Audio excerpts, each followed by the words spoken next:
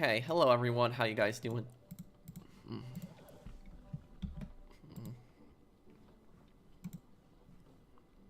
Okay. I know I started kind of late today, but it's because I only realized recently that the newswire had been updated. Um, okay, I will also have another Ace Attorney part coming out for you guys tonight. So if you guys want to know how the case is going to be going in Ace Attorney, the next part of it is going to be out tonight, but it's going to be up in a few hours, so late at night. But the next part of Ace Attorney will be up tonight. Okay,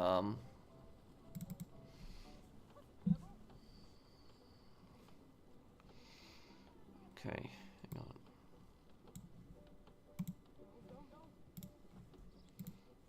Okay.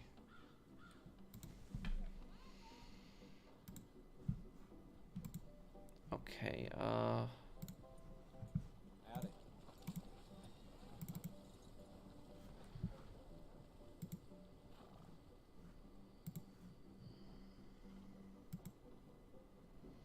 Okay, just 1 second, everyone here.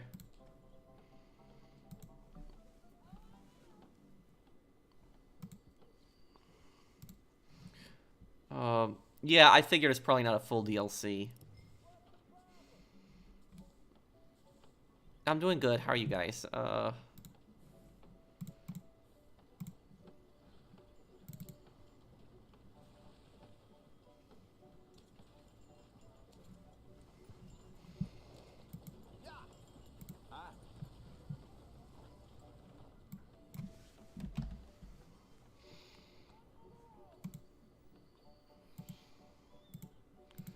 Okay.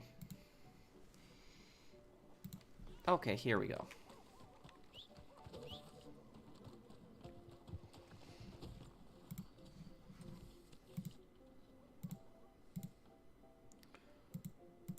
Okay, yeah, sorry about that. I just had to take care of a few things here, but, all good now.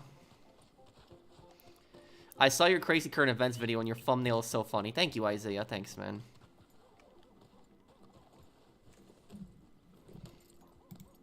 Okay.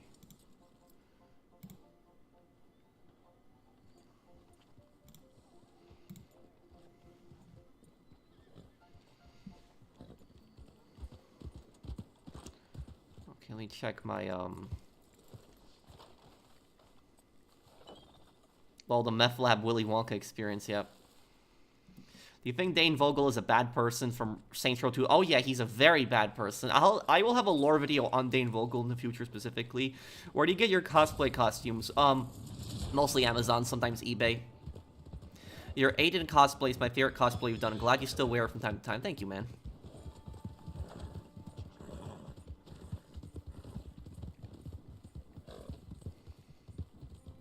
Wow, sheep tacos boost morale. Yes, they do.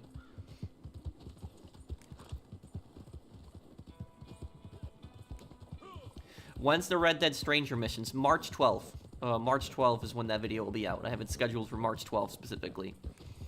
So March 12th, that video will be out. My family's been doing good, Isaiah.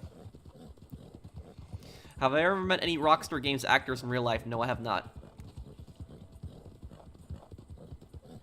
You know, what I was thinking about doing is, I was thinking about reaching out to 2 people to do an interview. The first person that I want to interview is I want to interview Lawrence Sullivan, who's the GTA Joker. I do actually want to somehow get in contact with him, just a little bit later in the month, because right now I'm busy, but I do want to do an interview with him, and I'll be fair to him. You know, I'm not going to be rude to him. You know, just asking him about what his thoughts on the whole GTA 6 thing are, if he actually does agree to the interview. And I also want to do one with the guy who plays as Dmitry Raskolov, the main antagonist in GTA 4. I want to interview him. I want to see if I can look into finding him, and if I could interview him. Because I'm really curious to ask him about, like, what's it like playing, like, that, like, such a villainous character. Because, like, nobody ever really does interviews with the antagonist, like the other main characters. They just do it with the protagonist, so it's,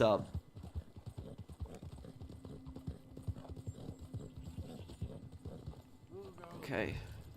Hi, I want to say I appreciate your videos and your lore videos and the fact that you give actual information regarding anything related to GTA 6. Thank you, man.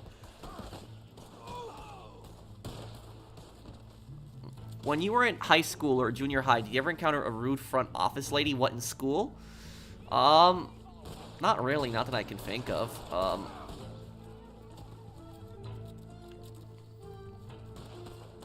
Why did Dane Vogle want to make new buildings where the Saints HQ was? It was a way to gentrify Saints Row.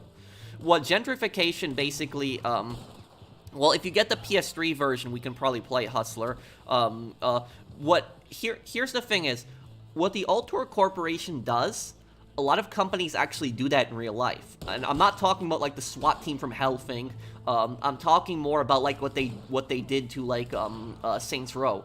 Like basically what a large corporation will do is they will buy up all the land in like a really poor neighborhood. And a lot of this land is owned by landlords. So the landlords own it, and the poor people are typically renting. Now, what the companies will do is they will wait until the lease expires. And when the lease expires, they will kick out most of the residents out of the area. Or they will raise the rent so high that the residents in the area can no longer afford it. And basically, it's a way to kick the poor people out of that neighborhood. Now, once all the poor people basically leave the neighborhood, what the corporation then does is those rental buildings they purchase, they basically tear them down. They destroy them. And what they do is they start building up like condos. So they start beating up like medium to upper, upper middle class condos in that area. And that is basically gentrification. That is pretty much what that is. That is, companies do that in real life, just like Ultor does. Now, the thing about this is there's a misguided thing where people think that it's a good thing because they turn a poor neighborhood into like an upper middle class neighborhood, but it's not a good thing. The reason it's not a good thing is because what they're doing is they are basically driving out the poor people. So they're not fixing the poverty problem. The people that are poor, they're not fixing that problem. Those people are just going to another neighborhood, and they're still poor. Those people are basically thrown out of their homes. What they're doing now is they're just bringing in like upper class, middle class people to replace them in that neighborhood. They're not fixing the poverty problem. So this is just basically a displacement of poor people, which what gentrification is, and that is what large companies do that in real life, and that is basically what Ultor's ultimate goal is. So the gangs aren't good, but honestly speaking, the gangs are actually less worse than Ultor, because at least the poor people still have a home in the gang-controlled area, where Ultor doesn't even give them a home. Like, Ultor just throws them off their land.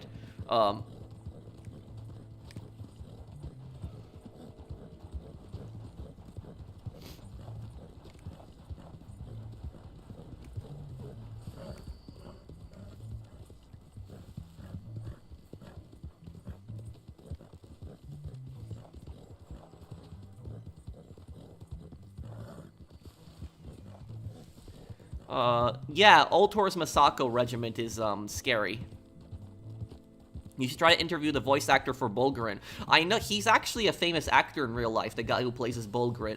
I actually didn't find out about this, earlier, but the guy who actually plays as Bulgarin is the same guy who plays as that Russian Special Forces guy in The Sopranos. So that guy that they basically try to kill in the woods and, like, he escapes from them, and then, like, Polly and Chris are basically trapped in, like, are trapped in the woods. That's that same guy. He plays as Bulgarin. Hi, Prone, everyone. Hope you and everyone are doing well. Thank you, Aussie guy. Thank you for sponsoring my channel. Thanks, man, for nearly 3 years. Thank you, man. Would I want to visit Stillwater or Liberty City? Stillwater, more. I know I'm playing the censored version, But honestly speaking, guys, the reason that I'm playing the censored version, it has nothing to do with YouTube monetization. I'm telling you the truth on that. The reason that I'm playing the censored version is because I just wanted to play the PS2 version. That was just pretty much it. Because when I tried to play Manhunt PC version, there were so many glitches with my Manhunt PC version. So many glitches. And I had to install so many patches, it was like a nightmare. And Manhunt 2 is like a really rare game on PC, and what I was basically scared of is I was scared of there being like game-breaking bugs, and I had to like look and install all these different patches. I knew the PS2 version was just gonna work by default, so that's why I got the PS2 version, because I was scared about like PC glitches personally with it, because like Manhunt was such an annoying game to run on PC because there's so many glitches with it. I should have played the Xbox version of Manhunt. I should have played that one. I shouldn't have played the PC version.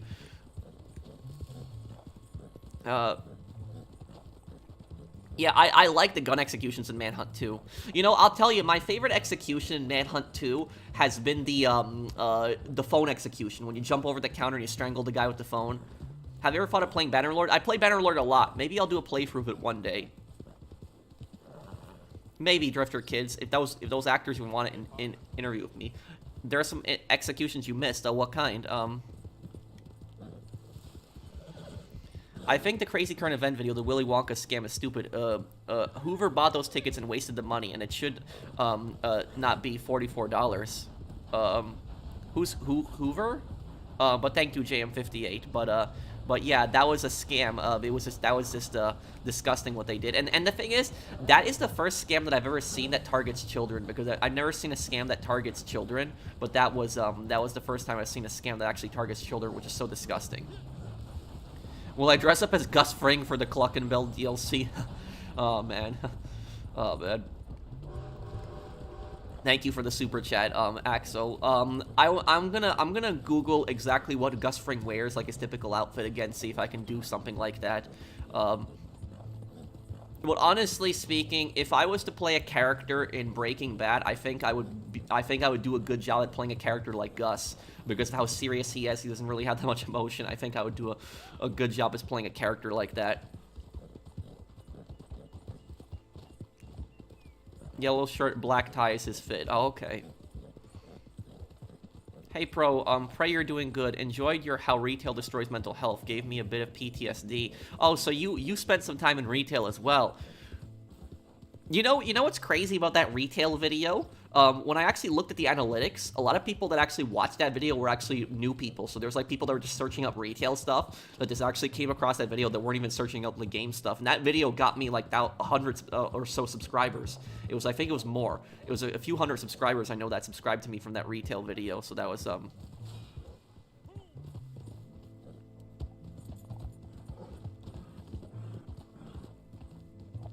I don't think we're all at all alike, Mr. White. I remember that scene too. I sent you a video where someone interviews one of the devs from Saints Woke Reboot, and they describe how bad the development went. Oh, really? I will actually look into that, Mario. I promise I'll look into that after the stream. Thank you for sending that to me. Thank you for the super chat.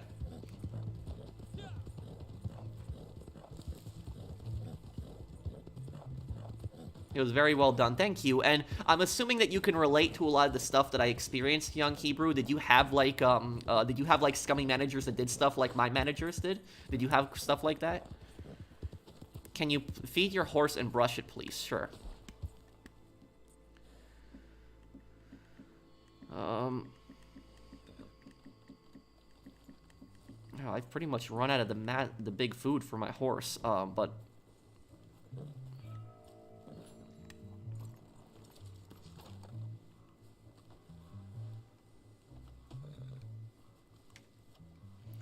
brush. How do I brush in this game again? I completely forgot. I have to buy the brush, right? I think I own the brush. I just almost never do this in online. I never brushed a horse.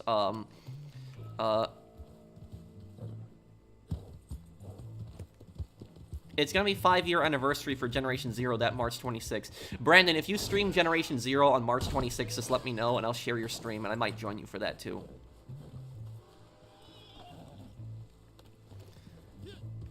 It's L2. Hey, Blinded Eagle, what's up?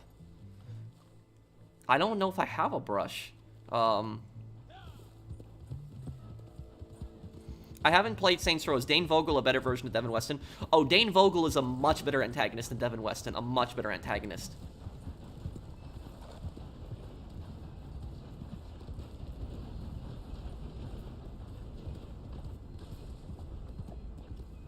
There isn't that many bugs if you install the right patches in Manhunt 2. Also, the Bloodhounds in that game is basically the Southern Skins, basically, or the Southern Union in Mafia 3, KKK sec. Yeah, so it's like from what I've seen, the Bloodhounds is basically like a neo-Confederate, like, you know, white supremacist gang. It's kind of like the Skins in Manhunt 1, but they're Southerners.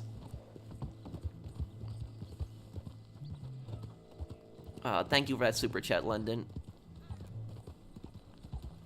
Video idea. Top 5 darkest moments in Saints Row, and one of the saddest moments in the Red Dead Redemption games. Also, what's your opinion on the new work mandate from Rockstar? You're telling Rockstar is forcing them to return to the office?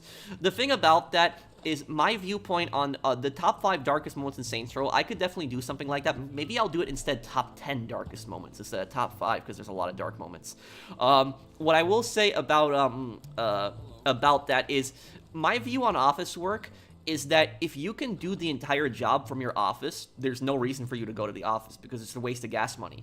And the reason employers want their workers to go to the office so badly is because they're convinced that the workers are going to slack off of their home, but there's not really any evidence for that. The thing is, though, is that, honestly speaking, if you could do your work from home, I think you're more productive if you can do your work from home, because I can sit down in my office chair, maybe I can make, tea, have some snacks, while I'm doing my work at the same time, so it's, in the comfort of my home. I wake up, take a shower, start doing my work, I don't have to, make a long drive somewhere, sit through traffic. So that's just why the reason that people that work from home are just generally more happy than people that go to the office is because of that. They're at their home, they're at a place they recognize, they don't have to travel a long distance, and I don't care for social interaction. I don't care for stuff like that. I don't care for interacting really much for coworkers. That's not like a big thing for me, so if I could do like, work from home, I'd do that. I guess I do work from home. I'm a YouTuber, but it's that's the point that I'm making about office work personally.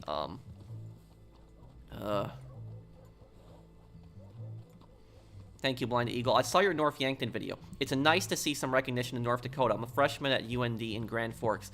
Any good tips to succeed in uni? Thank you, Isaac, for the super chat. Well, what is your degree, if you mind me asking, Isaac? What is the thing that you're going for? You don't have to super chat me again. I'll look for your comment. I do appreciate the super chat. But what is your you can buy a brush at the stables. Okay, JM, I'll take a look at that.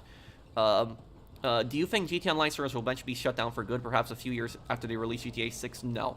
GTA Online servers are still up. GTA 4 servers are still up, and it's been what? It's been 16 years. So GTA 4 servers are still up. At least on PS3 and Xbox 360. But finance major. Oh. Thank you, Alro. Oh, and did Young Hebrew reply? Definitely can relate to always being always being called to come in when off, but always having to find another coworker to cover mine. Ridiculous. And Young Hebrew, are you still here? Can I ask you a question? You said that you had people that your managers would basically, harass you to come in on your days off, and your coworkers wouldn't cover you when you needed it. I completely understand that. But let me ask you this: did your manager guilt trip you into coming in? So like on your day off, if you didn't feel like it, did your manager basically guilt trip you? Did your manager try to do that to you? PS Home is coming back. Somebody's making it. Really? PlayStation Home is coming back. That actually interests me. PlayStation Home. I love PlayStation Home. I loved hanging out at the bowling alley. I actually liked it. It was a very nostalgic thing. Thank you, Lucky Stacks. Thank you, man. And Isaac, for your finance major. I'm assuming you want to do something with business. Finance major. The biggest piece of advice that I can give you for, finance major is, make sure that whatever degree you're going for, Isaac, make sure that you truly enjoy it, and make sure it's truly something that you want to do. Let's just make sure that, because what happened was when I went to college for the first time, I was doing liberal arts, and then after I had been done with that, I had an undeclared major, and then afterwards I ended up doing business, and it was because my mom didn't really force me to, but she was kind of like pushy to do business. People make a lot of money in business, and I did business, and I took a few classes in, and I understood the material, but I just didn't like it. I didn't like it, honestly. So it just personally wasn't for me. And so what I ended up doing is I tried to do a history degree too, and the history degree, it got canceled. It wasn't popular enough. So that pissed me off too, because I wanted to end up doing history. Then what happened to me is I wanted to just drop out of college at that point, because I got pissed. I didn't like business, and then the history program got canceled, which that was the only thing that I wanted to do. And my mom basically told me, like, you need to finish something. And so I looked into the degrees, and there was law enforcement technology, and that's what I ended up doing, because I ended up liking law. So I liked law, I liked, detective work, stuff like that. That's one of the reasons I like Ace Attorney so much also. But yeah, I've always been fascinated a bit by law too. And but the point that I'm getting at is I had to constantly keep switching degrees, because and I could have probably cut that time in half if I had just like set out and picked like a good degree that I was focused on getting. So that's what I would say to you, is just make sure that whatever you're going for is something that you truly enjoy. Make sure it's not something that people are pushing you to do. Make sure it's something that you personally enjoy and you want to do. Did Young Hebrew ever reply? Is he still here? Hi, Pearl. How are you today? Hope you're doing well today. Thank you, Fact Speaker. I am doing well. I hope you're doing well as well.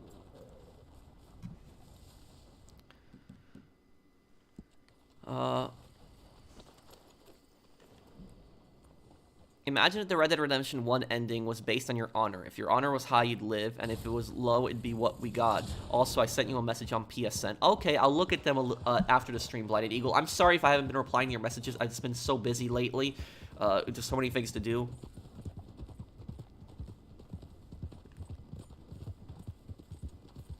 Thank you for the super chat. The city in Manhunt is Cottonmouth, by the way. Yeah, I know that one. I finished your Scarface playthrough. Soph says an evil scumbag. I remember him mentioning his wife was having a kid in the movie, and he would have those children killed without remorse. Yeah, that's the thing is, and the thing about the Scarface movie is the moral lesson in Scarface is, if you notice, the one good thing Tony did in the entire movie, because the only good thing he did in the entire movie is when he basically stopped Alberto from killing those kids. That's the one thing that got him killed, and people say that it's ironic, but it's not really ironic, because he's dealing with, really scummy, psychopathic people who have basically, like, no conscience, no emotion, no empathy for others. And so it's like the only way you're going to survive in a criminal underworld like that is if you basically are an emotionless, person like that. Like, you don't care about other stuff like that. So that basically is to show you how this evil the criminal underworld is. That's the whole point. Yeah. What you might do, Isaac, is maybe don't do like a full, full amount of classes. Maybe only do like 1 or 2 classes. And the other classes maybe just do like regular classes, like something like maybe like an extra history class, so you have some like extra, college credit. But like do like 1 business class and then maybe like do like an extra, like a history class or something like that, just to see if you like just to see if you like that stuff. House of Illuminati, more like House of Mr. Well, thank you for the super chat, U20. But yes, that it was a disaster. What's your most requested non-Rockstar game? The most requested non-Rockstar game that people have asked me to play, probably Yakuza. Probably that was the most requested non-Rockstar game. Yeah, probably Yakuza.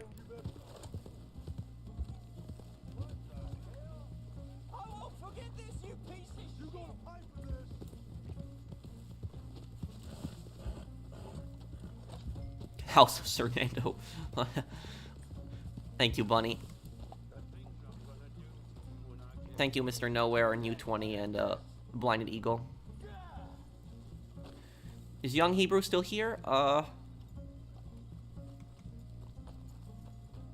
okay, I'll take that bounty. Not to be mean, Pro, but I tried to watch your playthrough of Apollo Justice, but I just couldn't get into it. That's fine, man. You don't have to be. It's not mean. It's everybody has their likes and dislikes. There are games that people like, and there's games that people don't like. There's a lot of my friends have basically tried to get me to play Fortnite, but I don't play Fortnite because I just don't like that type of game. But it's like, but there's nothing mean about that. It's just, it just everybody has their own likes and dislikes. It's why certain games I play are more popular than others, because some people like certain games, some people don't. But it's fine. But I'm having a lot of fun with Ace Attorney. But the only thing that I would ask you though is to check out the latest part of Ace Attorney that I'm uploading tonight, because it's a brand new case. And just at least watch a little bit of the new part, because maybe you'll like it, because this is the craziest case they've had in Ace Attorney, and it's like there's so many twists and there's so many surprising things that happen. A lady came in my store wearing only a bra and undies, talked random stuff, stole a basket, placed it over her head, walked out, and to kick cars. What the hell? Thank you for the super chat, General's Alert. You know what I'll tell you is there was this crazy woman that visited my retail store a lot when I used to work there, and the really creepy thing about it is when I was in the parking lot once, like, collecting carts, she followed me around the parking lot, like, for like 10 minutes, just telling me the same story about how she left her driver's license on the bus, like, just constantly telling me that same story. And what actually happened was, when people came to the store, oftentimes I had to say hello to the people coming into the store. And that same woman, one time, that crazy woman, she was actually right in front of the door, like right where I was standing and saying like hello to people. She was actually right there, and if people walked right past me and they didn't say hi back to me, she would scream at them and said, "He said hello. Say hello to him." Like she, like there. I don't know what was with her, but I remember that. That was like, and the customers freaked out when that happened. But it was like, I don't know if she was doing that on purpose or if she had some issues or what it was. But that was something that I never forgot. That. Could you do a legendary bounty? Sure, we could do a legendary bounty, but I could do a legendary bounty a little bit later if you're okay with that, TB Bunny, because and I'll let you choose what legendary bounty I do. So if you're still here later in the stream, because if I do a legendary bounty, it's gonna kick me out of the private session because we do a glitch, do a private session. But if you're still here in like like an hour from now, I will, I'll do whatever legendary bounty that you want me to do.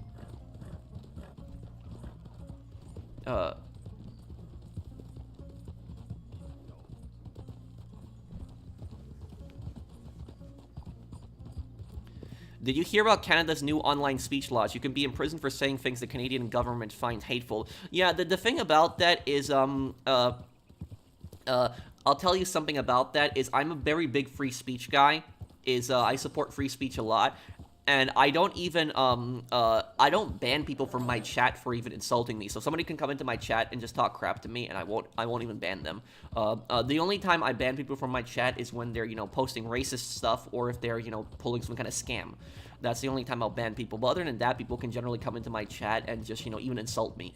And I won't ban them. Sometimes my moderators will, but me personally, I don't ban people. Really, a lot of times. But now going back to your point about that, is I don't like that idea. I don't like the idea of the government basically deciding stuff like that, because the government can really say anything. The government can say that something is hateful and it's not hateful, and they could just basically use that as an excuse to just shut down any kind of opposition to them. So I'm very skeptical of government. I don't like large government, and I think that government can basically take advantage of stuff like that, and they can use that to basically silence free speech that isn't hateful at all. Now, when it comes to actual hate speech, like people saying racist stuff, I think that the solution to stuff like that, I think the solution, I don't think, is to criminalize it, because let's say that somebody is saying like racist stuff, right? If you throw them in jail, are they really gonna stop being racist? No, they're not. In fact, they're gonna get even more pissed off because they got arrested for it.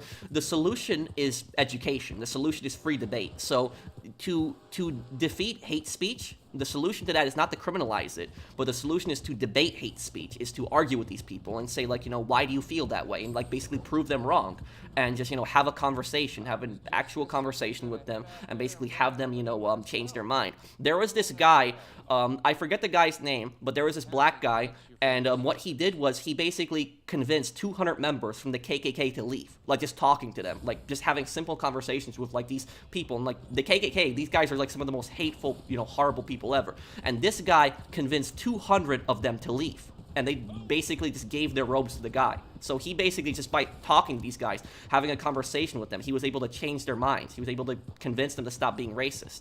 So that is the solution to dealing with hate speech, is what that guy was doing. Free speech, counter hate speech with free speech. Have a debate, have a discussion with people, debate the stuff, and prove these people wrong. If you just simply arrest people for saying stuff that's hateful, you're not going to change their mind. They're not going to get changed, and they're going to basically become probably even more extreme. Is the new DLC update gonna lag in low spec PC?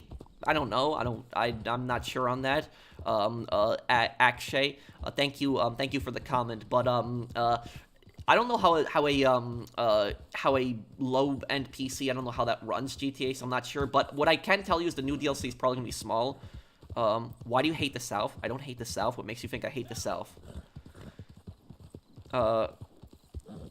What about suppress limit free speech during times of war?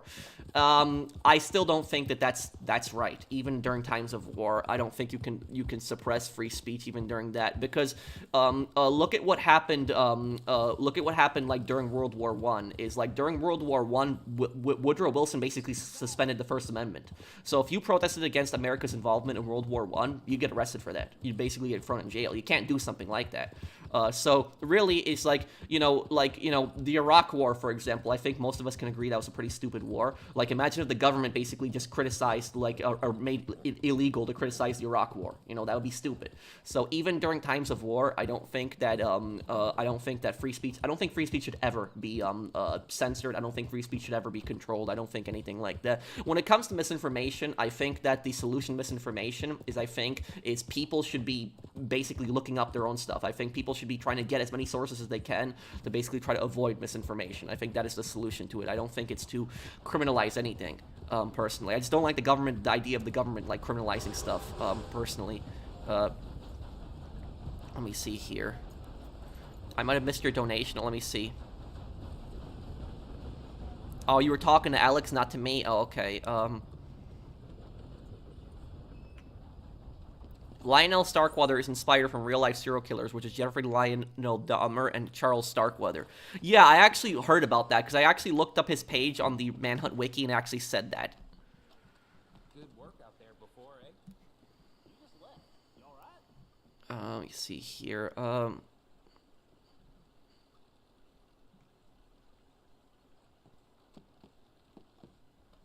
What are your thoughts on Rockstar developers being mad on having to return to the office to finish GTA 6? Like I said, I don't think if they can develop the game at home, I don't see why they should have to return to the office. I think that's stupid. If they can make the game at home, I think they should be able to do that. That's what I think.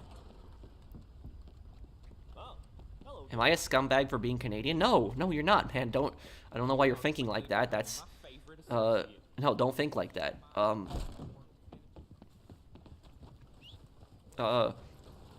Outlast Trials is coming out March 5th on PS5. Yes, I heard about that.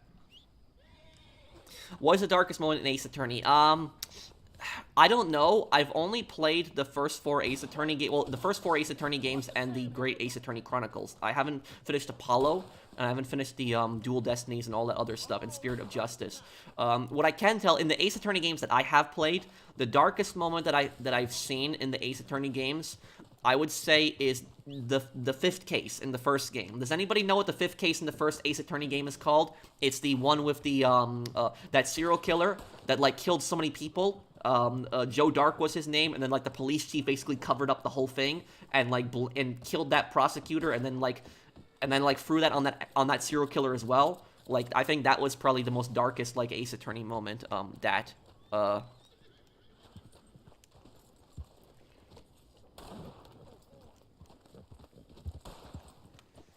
You made a super chat. Let me see.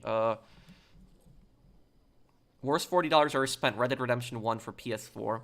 Well, it's I don't think Red Dead Redemption 1 on PS4 is necessarily like a I don't think that it's necessarily a horrible game, but I don't think it's worth $40. So I agree with you on that. It has a 60 FPS mode, so I'm not justifying it. But I'm saying if it's like on sale, if like Red Dead Redemption 1 is on sale on like Black Friday or something like that, if it's like sale half off, pick it up. I think it's worth that, but I don't think it's worth $40. So I agree with you there. Let me see here. Oh, and this is Aternus. You mentioned before that your favorite food is sushi. What's your favorite kind of sushi, if you don't mind me asking? I'm sorry I didn't get to your comment for some time, Aternus. If you're still here, I will say that for my favorite kind of sushi, there's really any kind, anything. I will tell you I do like the sushi that has crab meat in it. I really like crab meat a lot, so I will really eat any kind of sushi, anything. So any sushi that you make, I will, eat it. Like, it doesn't really matter to me. I like all kinds of sushi. Peanut sushi, tuna, spicy, Alaskan, a shrimp, crab. I'll eat really anything. All tuna, all sushi in general is good. The gangs in Manhunt are very creepy and pure evil. Most GTA gangs aren't as bad as them. Yep, I agree with you on that. Thank you, Mr. Nowhere, for the super chat.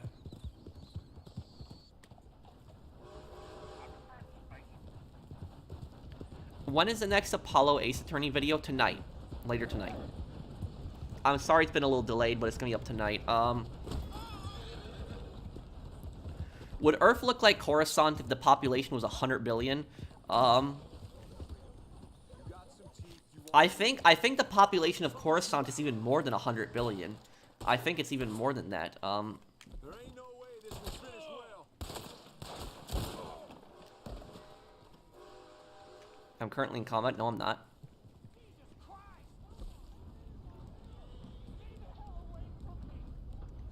Okay.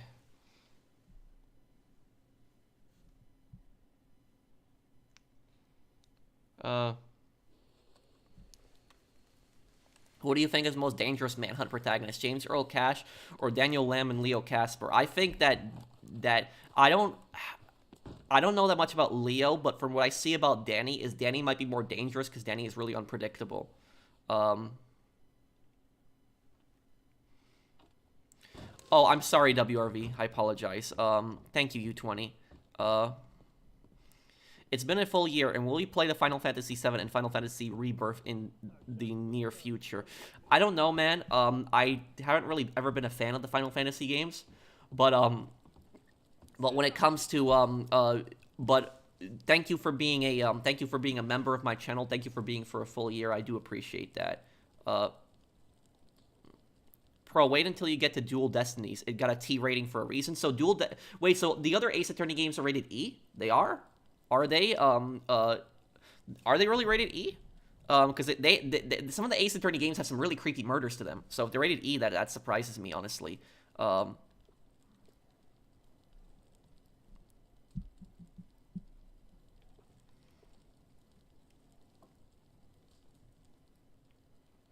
What if Congress tried to impeach Woodrow Wilson for suspending the First Amendment? Honestly, Woodrow Wilson probably should have been impeached for that. Yeah, I think Woodrow Wilson was probably one of the worst American presidents of all time. Like, he expanded the federal, government. He suspended free speech. He was, he promised he wouldn't get America involved in World War I, and then he did it anyways. So it's, I think he's definitely one of the, Yes? No, préliminaire, just action. It's not that sophisticated, but not every... It might have been M rating, is it? Dual Destinies was originally rated M, but the release itself is a T rating, so I guess they changed their mind since 2013. So don't spoil it for me, but there's something pretty gruesome in those games, that, like, a gruesome case, right? That there's, like, rated M. I'm assuming that, then. Have I covered Ancient Wars? Not really, no. Plans after finishing Manhunt and Ace Attorney? We're going to be doing Star Wars Battlefront 2 later in March, the campaign. Oh, I forgot to fast travel everyone to the Moonshine Shack. I'm sorry, guys.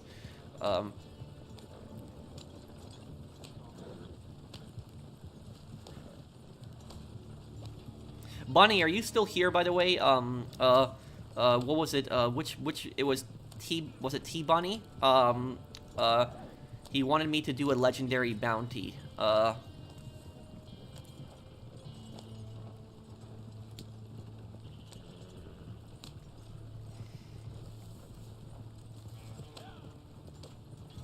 Pro. Nice cherry got, buddy. Have you checked Zom's group messages? I sent 2 pictures. Oh, no. I'll take a look at it a little bit later.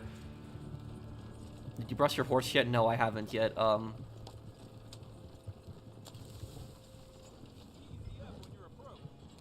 Yes, yes, I will definitely look into, doing more DMZ gameplay, because I actually do really like DMZ. How's your Spanish? I haven't practiced in, like, a month, but I gotta get back on that.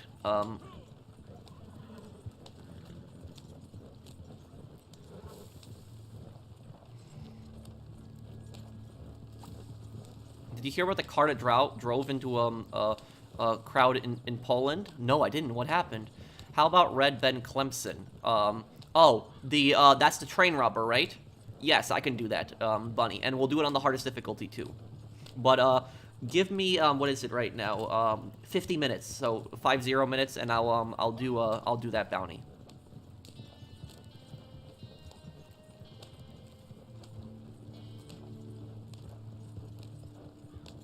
I've been in a bad mood, Patrick. I'm sorry you had a bad dream. It's okay.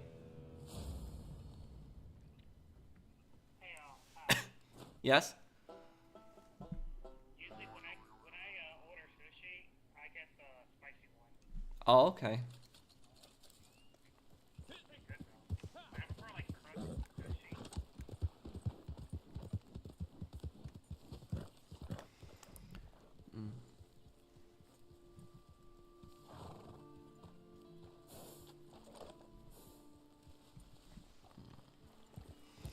I have a Discord personal account, but I don't have a server.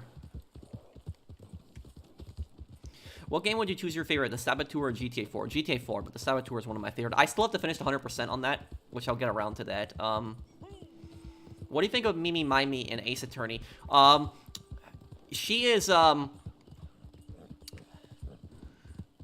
know, she made a horrible mistake that a lot of people ended up dying from, but then it was that she tried to basically frame Maya for that, but then she was also blackmailed by Maya's aunt. But I think the really evil character in that case was Maya's aunt. Thank you, Mordecai. Thank you for the super chat. Is that Lalo from Breaking Bad that you have as a picture there?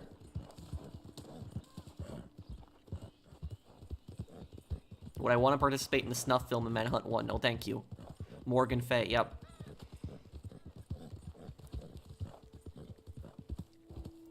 Plans after finishing Manhunt and Ace Attorney. Star Wars Battlefront 2 and probably Dead Rising 1.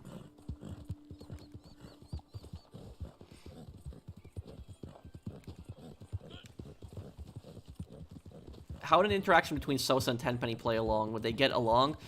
Well, Sosa might use Tenpenny to basically smuggle, like, you know, drugs into, like, you know, Los Santos, into, like, you know, San Andreas.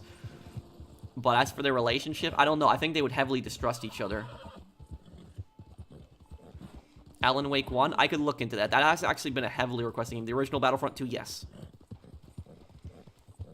The campaign in the original Battlefront was so much better than the new one.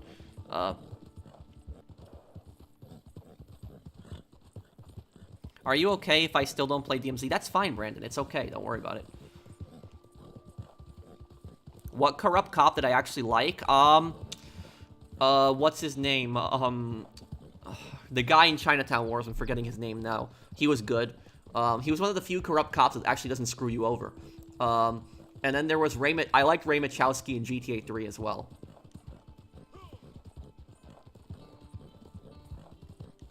Heston, yes, that was him.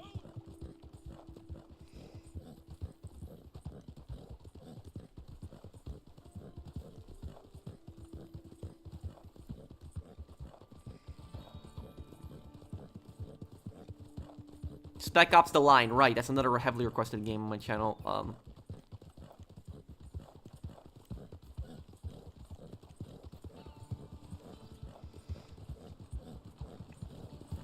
Hesh was actually a decent character compared to Zhao and Idiot Chang, yep.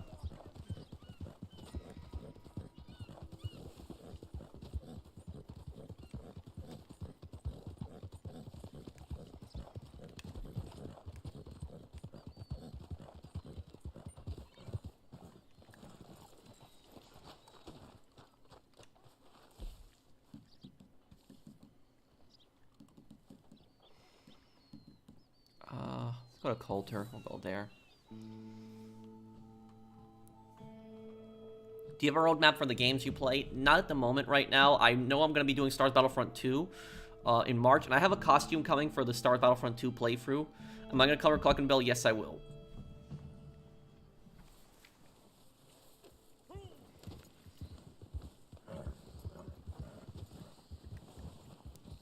I heard that the PSP version had some extra missions. I never ended up playing them. That sucks. I didn't know about that until I started playing, because I played the iPhone version. I like your Manhunt 2 cosplay. Thank you. How many people has Idi Amin killed? The dictator of Uganda? Oh, he was a really brutal dictator. You know, he killed thousands of people. I don't know the exact amount, but he was a really bad guy. I think he was also a cannibal, so he was, Amin was a really bad guy.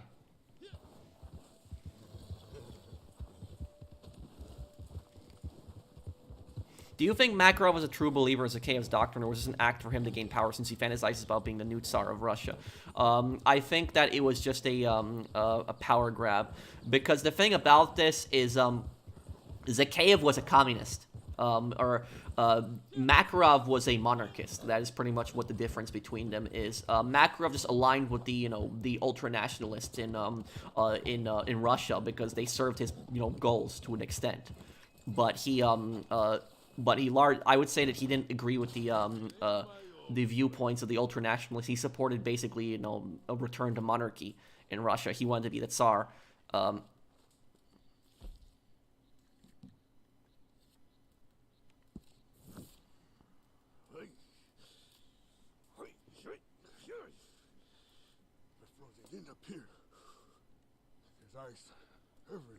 Hey Pro, do you have any experience with firearms? I'm just starting to learn, and I'm curious. I know some older firearms pretty well. Newer firearms, not really that well. But older firearms, you know, especially from World War II time period, I know those pretty well. Makarov is a psychopath? Yes, he is. Ride the spring dog all the way to Valentine. But I need you to get me that boat. They got some. Would you compare the Red Line, the Metro games, to the Russian ultranationalists in the Modern Warfare games? They're both Soviet boomers, and they both long for the Soviet Union or something similar. Yeah, I guess you could compare them. I know that's the communist station in the Metro games. I've played those.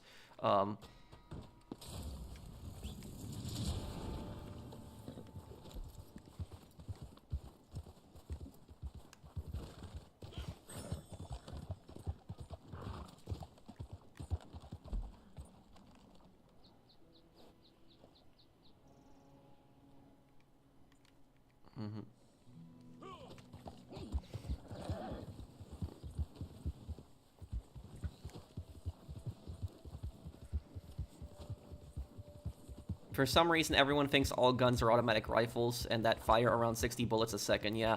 Do you know, you would be surprised how many people think that, they think that AR-15 stands for automatic rifle, or they think it stands for assault rifle. There's so many people that falsely believe that.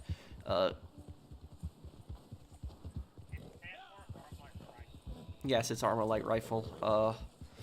Would I ever play Heavy Rain? Yes, I actually have a platinum trophy in Heavy Rain, so I would definitely consider playing on the channel one day. Can I play Prototype 1? Isn't that like the superhero game on PS3? Sean, I know that one. That's the glitch in Heavy Rain. There's the Heavy Rain Sean glitch. That was funny.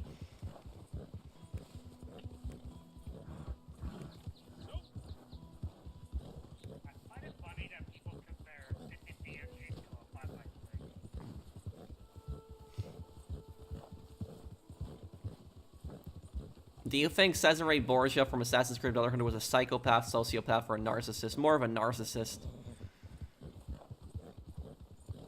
I don't know if you've been watching my Ace Attorney playthrough, Gunner, but in Ace Attorney they introduced a new fictional country, a northern European country called Borginia, which is a reference to the Borgias. And Borginia is like a really like sketchy country in the Ace Attorney games, and like a lot of suspicious stuff comes from there. And they're a very authoritarian country as well. Like they call themselves the Republic of Borginia, but it's actually a dictatorship. So that's what Borginia is in the Ace Attorney games.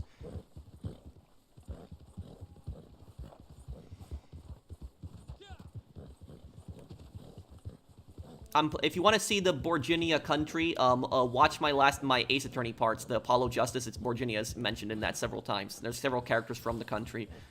It's kind of based off Romania. I always thought that Borginia was based off the Borgias because the Borgias were a really corrupt family that ran Italy. Yeah, like Borginia was going to execute a 14-year-old kid in Ace Attorney. So that shows you that that's a republic. That is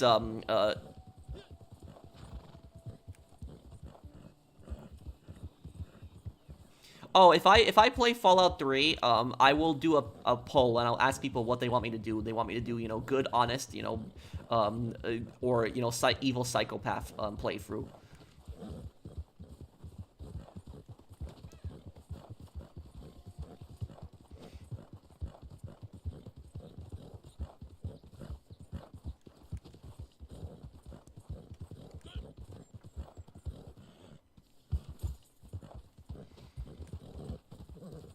Oh, and Cesare Borgia was also a creep in real life because I think he had an affair with his sister. That's really creepy.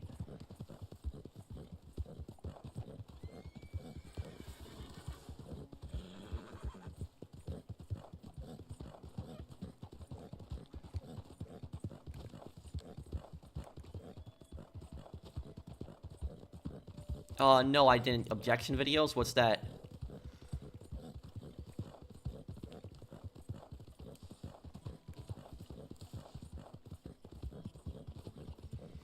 Have you ever seen Astros Soup's video about grinders? It's really funny, and I love the joke about you and Mike Trout.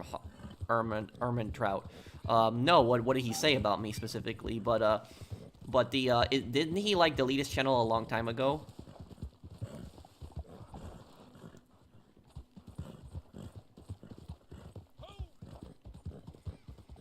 Hello, George.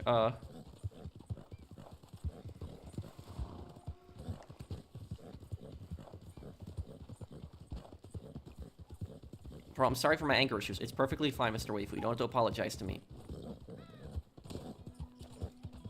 Astro Soup's mysterious disappearance. Can't blame him now. What I will say is, what I will say about that is, there was, like, people that were, like, you know, harassing him over that. And, like, they were creating all these conspiracies about what happened to Astro Soup, where did he go? You know, people creating all these ridiculous conspiracies. But what I will say about Astro Soup is, I don't know this for a fact, but one thing that I highly suspect is I think he just basically wanted to be left alone. That's just it. Because think about it, is if something bad happened with his channel and his channel got, like, accidentally deleted or something like that, don't you think he would have made, like, a backup channel right away and, like, probably uploaded, like, a video, like, explaining what happened? So he probably wants to be left alone. That's probably what it is. He probably doesn't want to be bothered, and that's at least, you know, what I think. I think he probably wants to be left alone. So if anything, I think people should respect his privacy until he decides to, you know, to start uploading again.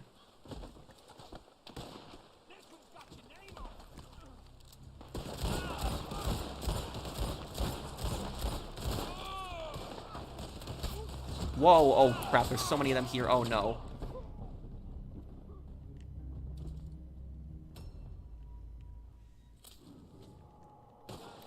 What do you mean, Mario?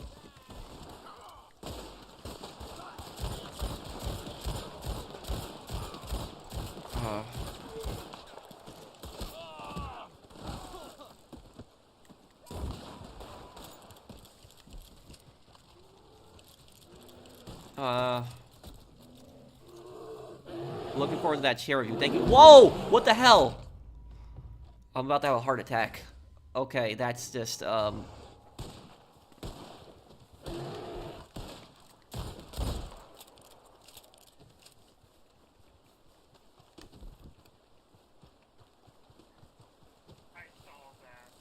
yeah.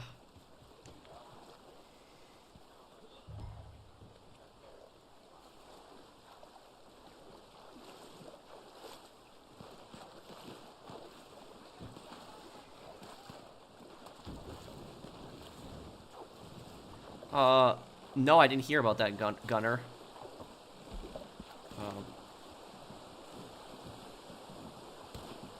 Well, Chaz, it doesn't say you're on the list here yet,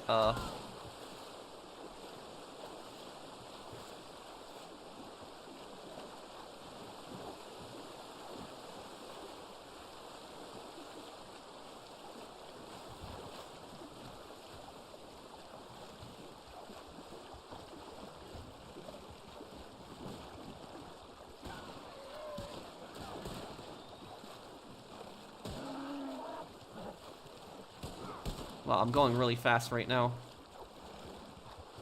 How do people get their channel hacked? Two ways. They don't have a two-factor set up, and because of that, people basically just keylog their passwords.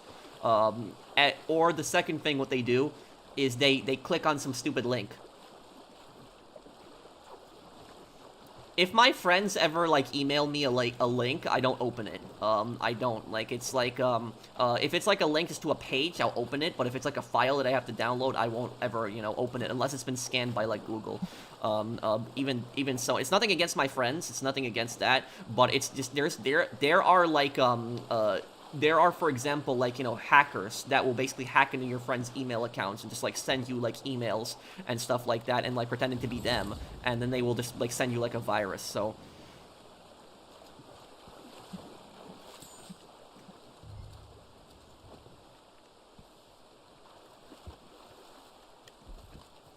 What traitor did switch sides when they were losing? Can't think of anyone at the moment. Is Grove Street ever coming back again? No.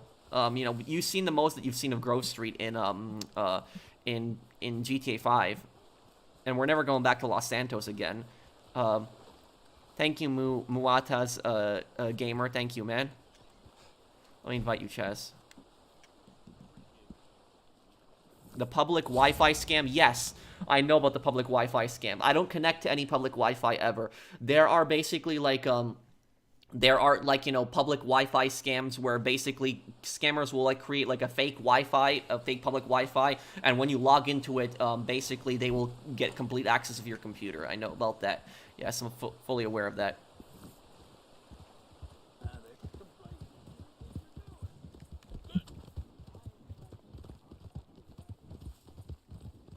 Okay.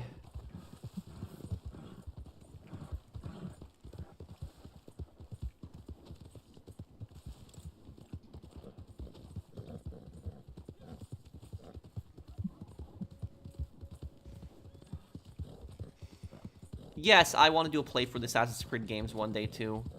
Did I get your chat? What is it? Can you post it again, Zach? Dead Rising 1 is my favorite one. I guess it's just a nostalgia. Can you post your question again, Gretty? What do you mean, Mario? Wait a minute. Is that who I think it is? Browse catalog, okay. Don't hunt the grizzly bear at Moonstone. I think it's a god mode glitch. I couldn't bring it down with explosive rounds. Huh.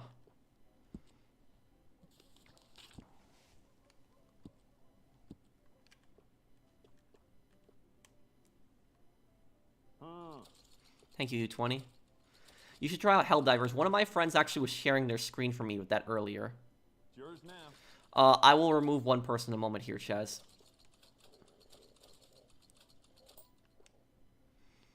Is it true that using a VPN protects from Wi-Fi hack? I don't know. I'm not that good with computers. Maybe somebody else in the chat might know that. It's yours now.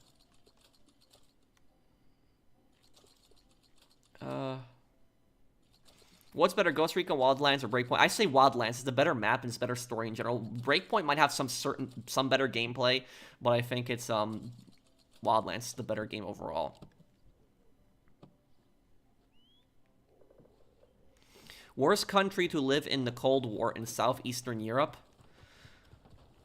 Southeastern Europe, the worst country to live in the Cold War? Well, I would say Southeastern Europe. I think I know what you're going with this with Gretty. It would be Albania, probably, during the Cold War. You know, the worst country to live in Southeastern Europe. I'm not trying to offend you or anything like that. I know you're from Albania. I'm assuming that's why you asked the question. But it's Albania was basically like a brutal dictatorship. Like the guy who ran Albania was like a complete psycho. He admired Stalin. He loved Stalin. I think I gotta look up the guy's name. Was it Hoxer or I would have to look up the guy's name exactly. But he was I would have to look him up exactly who it was. Let me look up the I'll look him up. Hang on, let's see. Enver Hoxha. So I was almost right. I remembered his name was like Hox something. But do you agree with me, Gretty, on what I'm saying?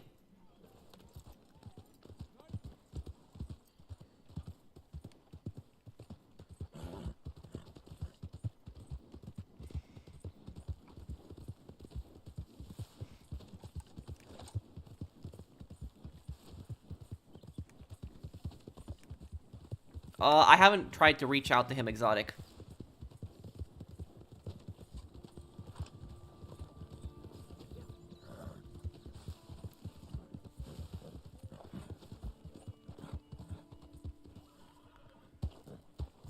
Agreed and not offended, brother. Okay.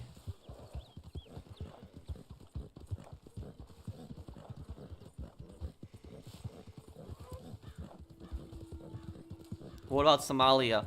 Well, Somalia is in Africa, but what I'll tell you though, the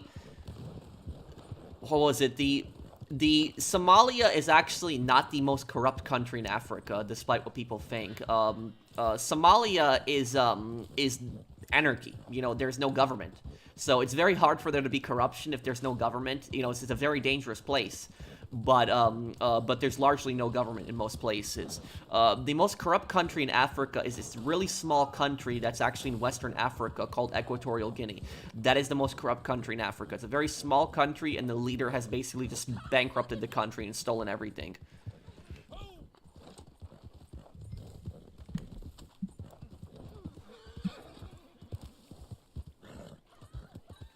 How Congress never pursued to impeach Woodrow Wilson for suspending the First Amendment. Yeah, I think that Woodrow Wilson should have been impeached. I think he was a terrible president. Are you American? Yes. Yes, I will be doing a playthrough of Watch Dogs 1 on the anniversary. Hey brother, Enver's dictator killed my great-grandfather. Oh, I'm sorry to hear about that. You ready? I'm sorry to hear about that.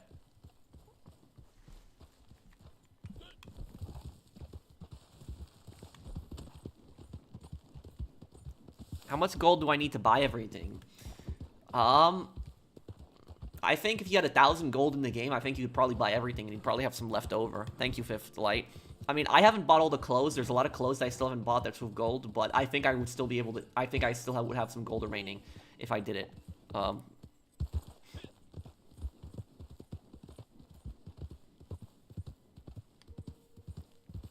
Is Persona like a detective game like Ace Attorney, Armstrong? Oh, remove a member, right. I'm sorry, Chaz. Just deliver the target right now, guys. We'll just end the mission and invite Chaz into the posse. Sorry about that. Oh, Nixon would have definitely been impeached. He definitely would have.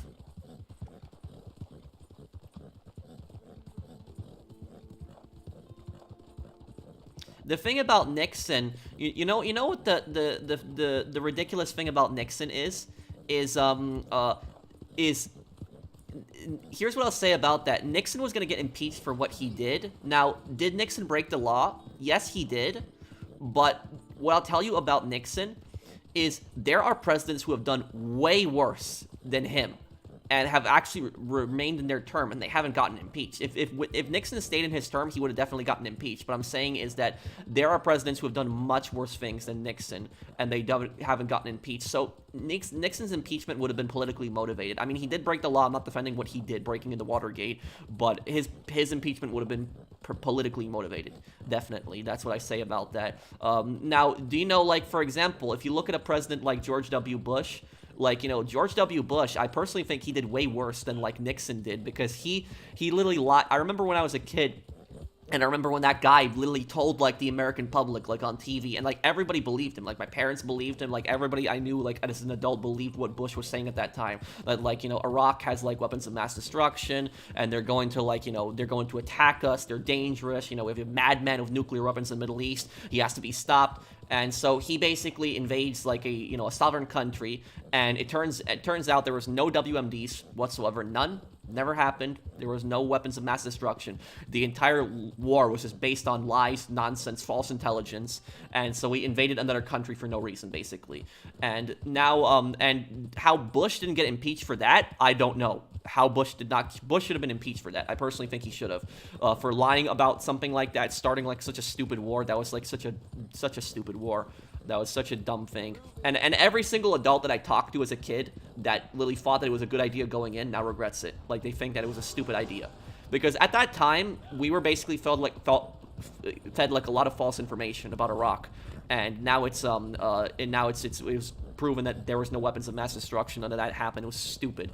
If anybody's ever watched the Boondocks actually has an entire episode that's basically making fun of the whole thing, where it's what's his name is Eddie and Rummy are, like, robbing that gas station where there's, like, that Arab guy that's running it, and that's basically like a parody of the Iraq war and how stupid it was, because they say, oh, you know, he's got a gun, officer, he's got a gun, and the officer says, I don't see a gun, and that was basically just making fun of the whole Iraq war with the WMDs. That was what that Boondocks thing, that gas station robbery, that's pretty much what that was making fun of. Let me see here. What is the fastest horse in the game? I think it's the Black Arabian horse. To an extent, Saddam was a bad guy, but the invasion wasn't worth it. Like, the invasion of Iraq created almost every problem in Iraq because Saddam was dead and ISIS and Al-Qaeda terror networks were active. Yeah, the thing is, nobody is defending Saddam Hussein here. Saddam Hussein was, you know, a psycho. He was a horrible human being. But the point that I'm making is that it's not about Saddam being a horrible human being. He was a horrible human being. The point is that we were basically lied to. We were lied to by our government, who told us that this guy had like weapons of mass destruction. We invaded another country, and it turns out there was no weapons of mass destruction. So like the whole war was basically just built on lies. That is that's what I was saying about it. Mission accomplished. Stag banner from Saints Row 3. Thank you, Mr. Waifu, for the super chat. What's the most overrated game in your opinion? Maybe Call of Duty. Yeah, Call of Duty. Well, we were talking about the Iraq War. We were talking about that earlier. Yeah, but I don't really like talking much about like that's still like I tend to stay away from politics, but that's like something that happened like more like 20 years ago. But yeah, but the point that I was making with Nixon is that honestly, Bush had more of a reason to be impeached for the Iraq War than like, you know, Nixon did. Nixon didn't start a stupid, pointless war. So that's what I'll say about it is that Bush should have been impeached way more for what he did. Let me see here. Absence of evidence is an absence of evidence. Yup, remember that line too. Hey Pro, what do you think of Tony B in The Sopranos? I think he's probably the unluckiest character in the series. The thing is, Tony B is a perfect example of Tony B, I would say, is probably the most realistic character on The Sopranos.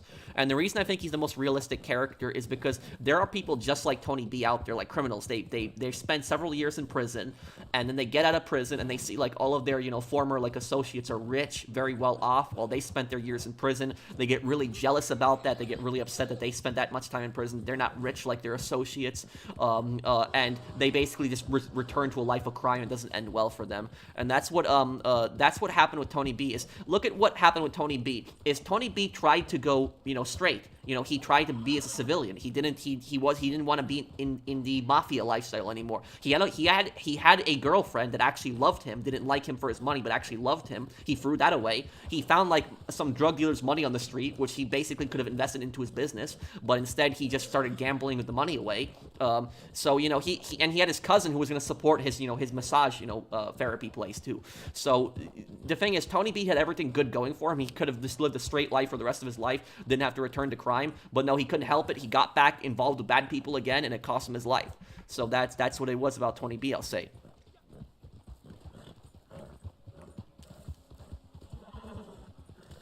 And honestly, what I'll say is that I would have felt more bad for Tony B if he hadn't killed that girl. Like, there was that girl that was with Joey Peeps. Like, if he hadn't killed her and he only killed Joey Peeps, I would have felt more bad for him. But because he killed that innocent girl, I really didn't feel bad for him at that point anymore, honestly.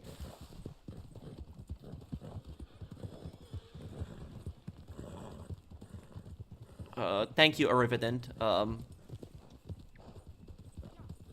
You missed my super chat? Oh, I'm sorry, Justin. Let me look. How was your day? Did you see the Glasgow Willy Wonka memes I sent you on Skype? No, I didn't look at them. I'll look at them a little bit later. But I'll look at them and I'll reply to you later, Justin. What about the Albanian waitress in The Sopranos? Oh, I remembered that too. She was the one who was like stealing the credit card information, right? She was running the scam of Benny. Was that it? And Artie got all pissed about that. I think is that what you're talking about? That episode? I gotta feed my horse something. My horses.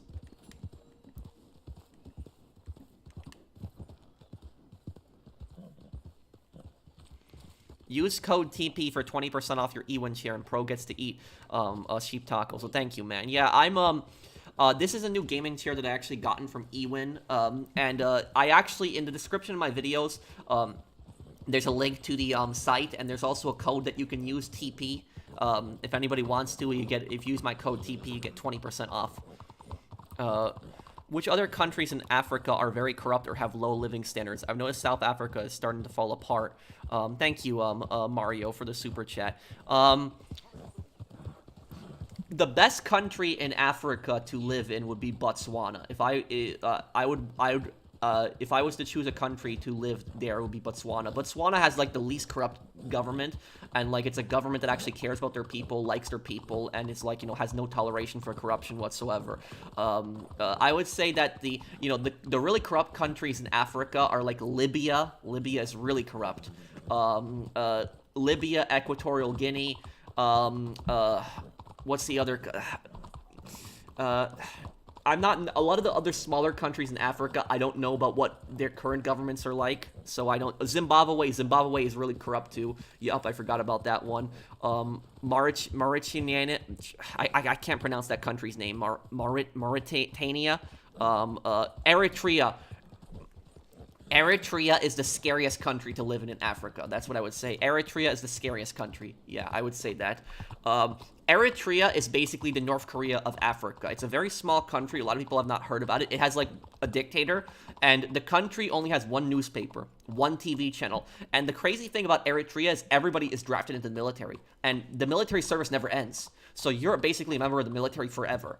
There's no end to military service.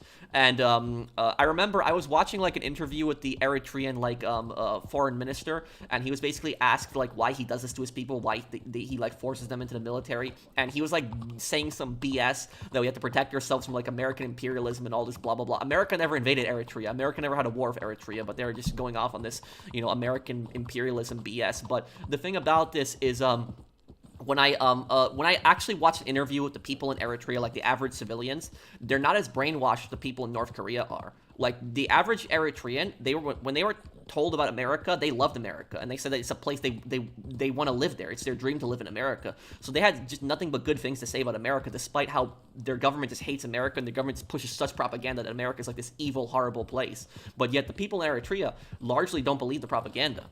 So, you know, that gives me hope that, you know, no matter how much the government tries to brainwash, there's always going to be good people out there that are going to see through the brainwashing. Let me see here.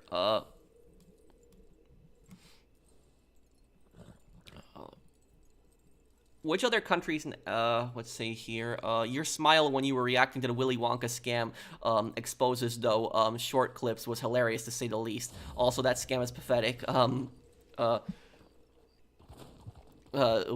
you, thank you, Mr. Waifu, for the super chat. I couldn't believe what they did with that. That was, like, ridiculous. Like, I was trying not to laugh, because it was, like, some of it was, like, funny, but it was funny in a stupid way. But it was, like, I felt bad for the kids, I did. That was just horrible. If you had to choose a dangerous TV universe to live in, would I choose The Walking Dead or Game of Thrones? I don't know anything about Game of Thrones, so I probably would choose Walking Dead. Did Patsy hate Tony but still hung around? Here's what I'll tell you about Patsy. Patsy was loyal to Tony, but didn't like Tony. That makes sense, because you can be loyal to somebody but not like somebody. So that's basically Patsy's entire character. He's loyal to Tony. If Patsy likes anybody, I would say that Patsy likes Sil. That's who he likes. He likes Silvio, because Silvio has defended Patsy a lot of times and has taken his side. So I would say that Patsy probably likes Sil and considers Silvio a friend, but he doesn't like Tony. Thank you, Riverden, for the super chat. Still can't get in the posse. Oh, let me take care of that right now. I'm sorry. Oh,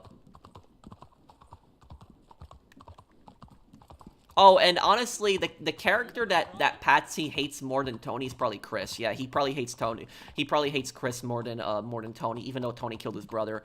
Yeah, he probably hates Chris more.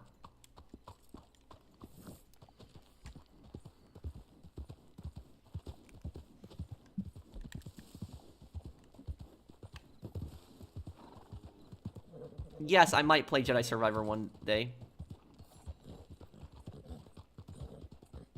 Why did the Albanian waitress got to live in The Sopranos? Because she was a civilian that had basically just worked with Benny, stolen some credit card info. She didn't really know anything about the mafia, so there really wasn't really that much reason to kill her. I did a reaction to it, but I'm excited for the Cluckin Bell DLC. But I don't think it's gonna be a big DLC. I don't think it is. I think people that are hyping it up. I think it's gonna be a big DLC. I don't think it is. What is the worst scam that I've ever heard of? Let me think about that. I have to think about that for a moment.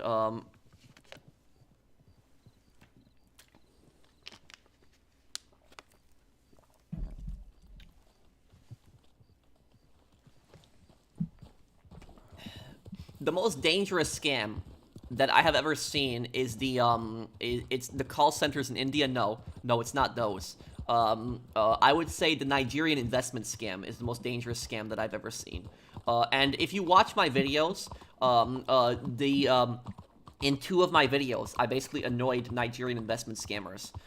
Basically, what the Nigerian investment scammers, what they do is, you guys have, let me know in the comments if any of you guys have seen their comments, because I'm sure you guys have seen their comments. What the Nigerian investment scammers do is they basically leave comments on YouTube videos, typically like news videos, any video that has like anything to do with money. They'll typically leave a comment, and what they'll write in that comment is they'll write like something like they'll start the comment and they'll write like, oh, the economy is tough right now, but it's like the best time to invest.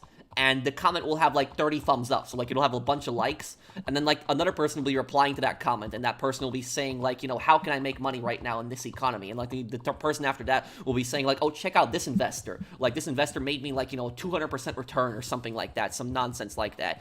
And then basically all of those all of those profiles on YouTube, all of them are fake, they're bots. And then basically what the Nigerian scammers have done is they basically created like an entire bot network that are basically creating fake comments and are communicating with each other to simulate a real conversation. And they basically like each other's comments, so they see that people are liking them, and they think that that's a real conversation. Now, when you actually talk to these investment scammers, 'cause I've talked to them before, what they do is they direct you to a website. They start texting you. They give you like a WhatsApp number or a Telegram number to text them on, and they basically direct you to their investment site. And the investment site, the first investment site that I saw was not convincing. It looked like a total scam. But the second investment site actually looked like a real investment site. Like, it was convincing, but it was fake. It was not real. And it looked like a real investment site. And what they've done is they've taken pictures of like real investors and they put them on the website to make it seem real, but they just took those pictures from Google. And basically what the scam is they want you to create an account on their investment site, and they tell you how they're going to help you get all this money, and then what they do is they want you to invest cryptocurrency. But the second that you deposit cryptocurrency on their website, they're going to steal your cryptocurrency. That's basically what the scam is. So I would say that's why I say it's a dangerous scam, because it tries its best to convince itself to be like an actual real investment company. And I've tracked these people, and both times the investment scams, they were from Nigeria. I did actually contact the Nigerian police, the Nigerian Cybercrimes Division. I actually have it recorded on my computer, the phone calls I had with them. I don't know if I should upload them or not. I'm considering uploading the phone calls, but it's like nothing came out of it. Like, I called them 4 times, and on the 4th phone call, I actually started yelling at them. I actually got pissed. I was arguing with them. I didn't curse the cops out in Nigeria, but I was pissed. I was more aggressive on the phone because I was annoyed, because I had gotten the scammer's IP address, so I knew what the scammer's IP address was. I knew what city he was in. I had his website. I had his email. I had his phone number. I had a bunch of stuff, and I tried to give it to the Nigerian cyber crime, and they just weren't listening to me. They just weren't cooperating. They weren't listening to me. They were giving me stupid excuses, and I had enough, and I basically just went off on them. I got pissed and I yelled at them. So that was just honestly, it takes a lot for me to lose my patience. But like when I'm trying my best to like have these cops do something and they're not doing anything, it pissed me off, honestly. I recorded the entire phone call of me arguing with the cops, so maybe I'll upload it one day. But it's but that was it was just like one of the most unprofessional cops I've ever dealt with, honestly. What's poppin', pro? Hey, what's up, Jack? How are you, man?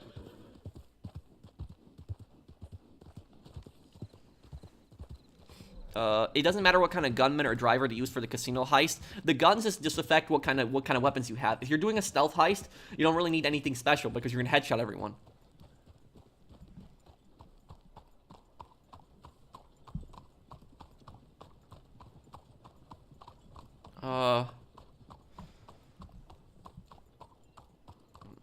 Well, Kane and Lynch 2 had that effect, basically.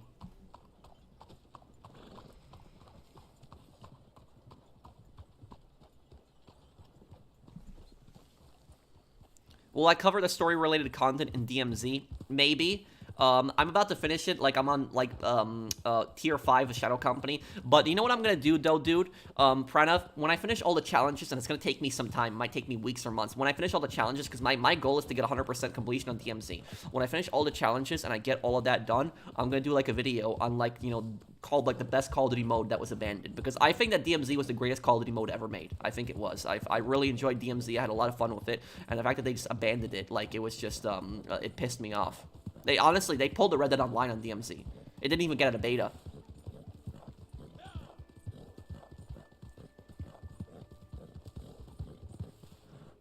What prosecutor is the least scummiest in Ace Attorney? I would say Clavier so far, because Clavier is honestly less scummier than Edgeworth. Because when Clavier makes objections, he doesn't make objections to, like, stupid, like, you know, nasty things. Like, you know, the way that Von Karma, like, makes his objections in early Edgeworth, like, they're objecting and they're making, like, scummy accusations. But Clavier actually brings up legitimate points when he brings up his stuff. Might stop what for now?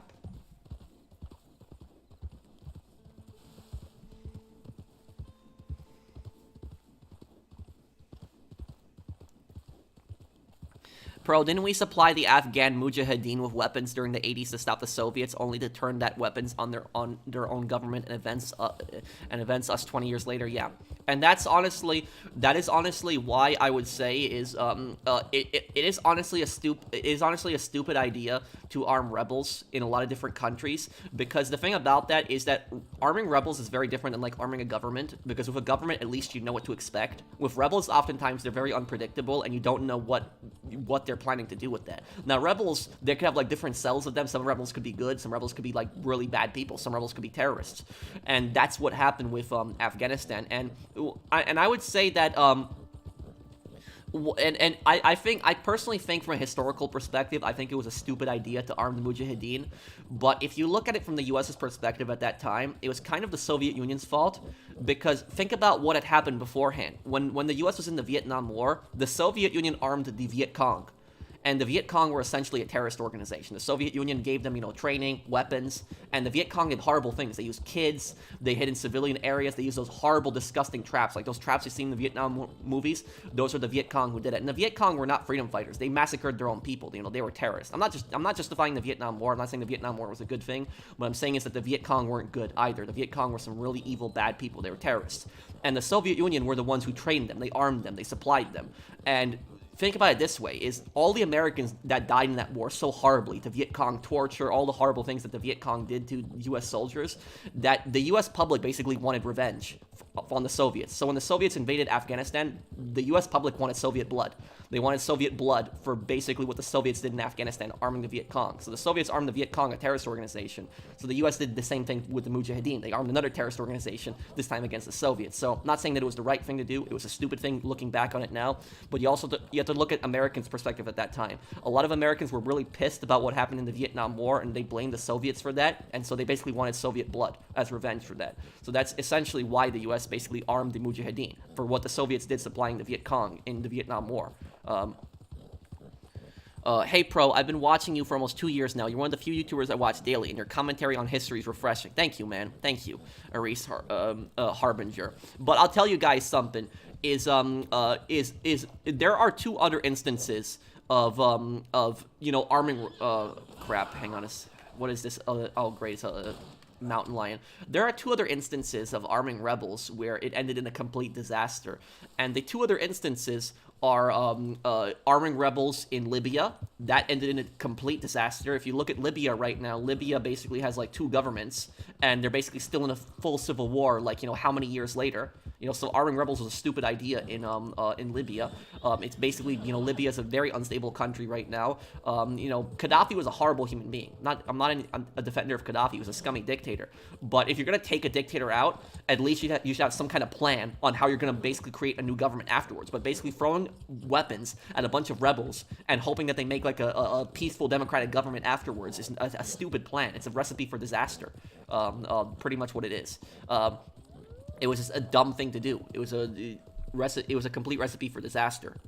And I'll tell you something, is that the vast majority of the rebels, a lot of the rebels who fought in the Libyan civil war, they didn't fight against Gaddafi because they wanted, democracy. The reason they fought against Gaddafi is because they wanted to establish their own dictatorship. They hated Gaddafi's dictatorship, but they wanted to make their own dictatorship. So they weren't fighting for, democracy. Libya, I think, somebody correct me if I'm wrong on this, but I think that in Libya, the punishment for being gay is death.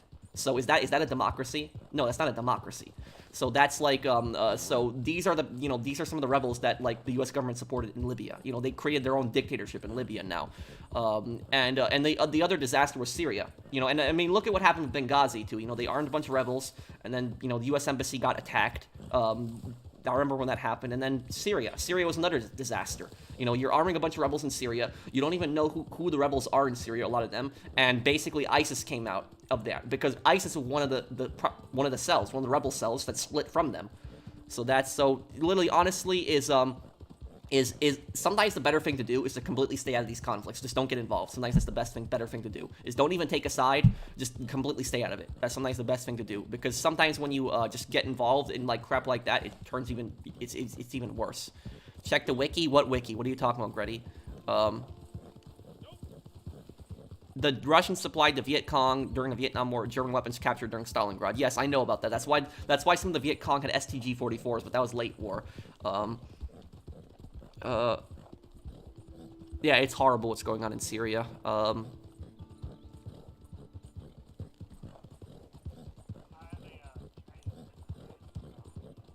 Okay, let's sell your business. And then TB Bunny, are you still here, man? Because you wanted me to do a Red Ben Clemson, right? We can do your bounty, right after this. Here, hang on a second. Okay, General, start your thing, and I'll join your posse right now. Libya's punishment for LGBT people is 5 years in prison. Horrible regardless. Yeah, and so how can anybody say that Libya is a democracy when you have something like that? Like, that's what I think is so stupid, is like, I remember when the U.S. government was like saying Libya was going to be this flourishing democracy that was going to respect human rights. Now it's like, no.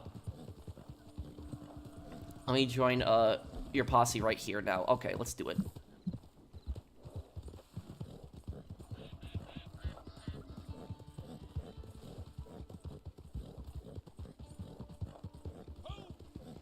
Wow, Patrick, that was very informative. Thank you. You know, Star Trek also deals with the topic of arming rebels in the government. The government dealt with it pretty good. Can you use getaway bikes for the casino heist? Yes, you can. But almost no one does it.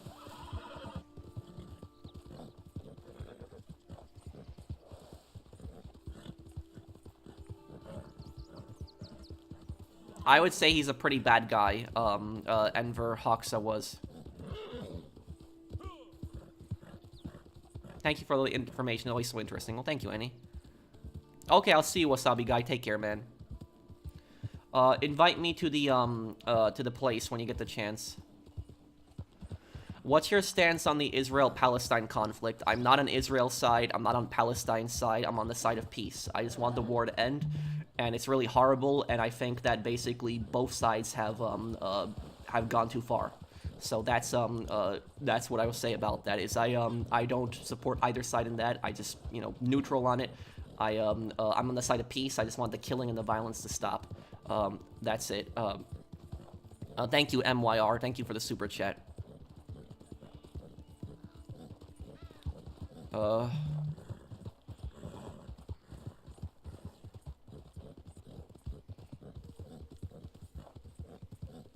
Okay. Oh wait, let me fast hold here. Is Bunny? Are you still here? TB Bunny? You wanted me to do the Red Ben Clemson one, right?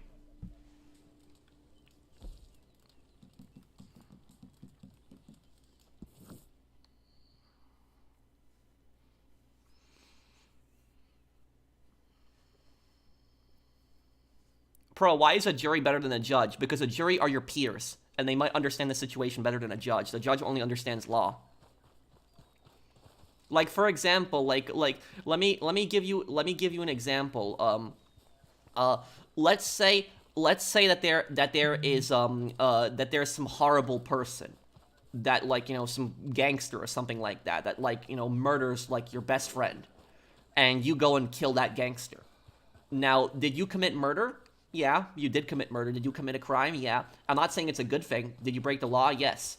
But now that case has to go before a court. Now, who would you rather be judged by, the jury or the judge at that point? Because the jury might look at it and the jury might say, this guy that's dead, the guy committed a murder, but the victim killed this guy's best friend. He's a horrible human being. He was a gangster. And this this guy killed this guy in revenge, so it's not necessarily a good thing. But I'm just saying is that's why jury trials are always superior to judge trials, because the juries are your peers. They're gonna understand you better than than a judge is. The judge is only gonna understand law. That's all he's gonna understand.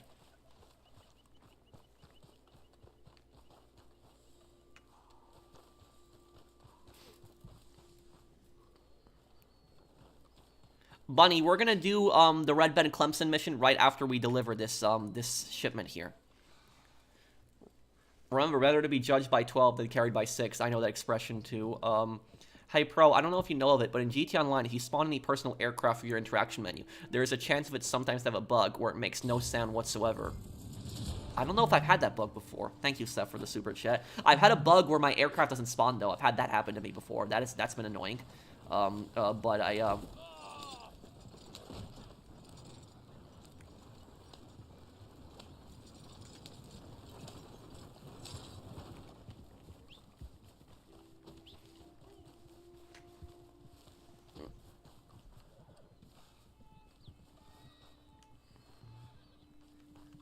Well, it really it depends on the country, Mario, but I understand what you're saying. Some countries have really bad human rights records. How do you think Pegorino managed to keep his family active for so long, despite how poorly he ran it? He probably took over the family recently. His father was probably still alive for some time, and his father probably did it better than he did. Thank you, Mario and Seth.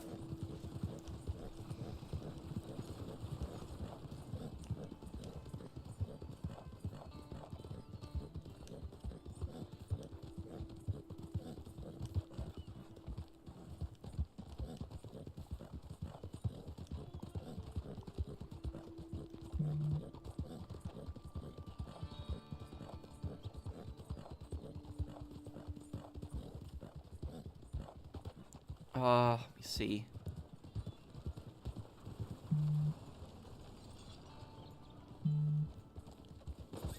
Whoa. Yeah.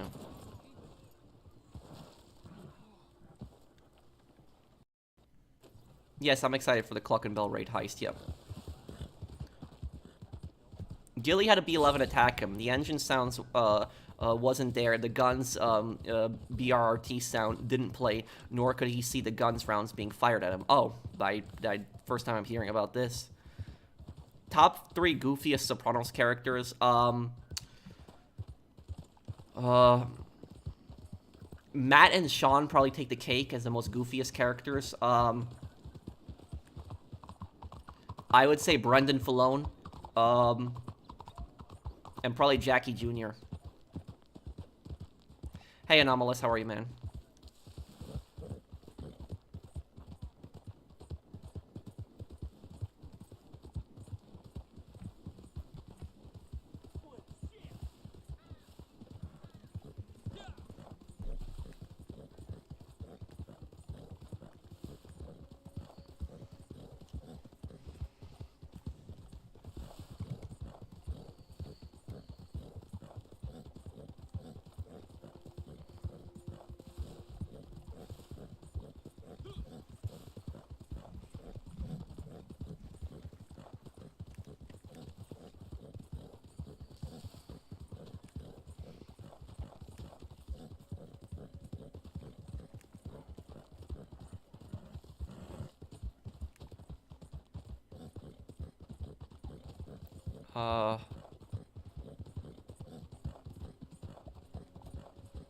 Okay. Once we deliver this, we'll do Bunny's,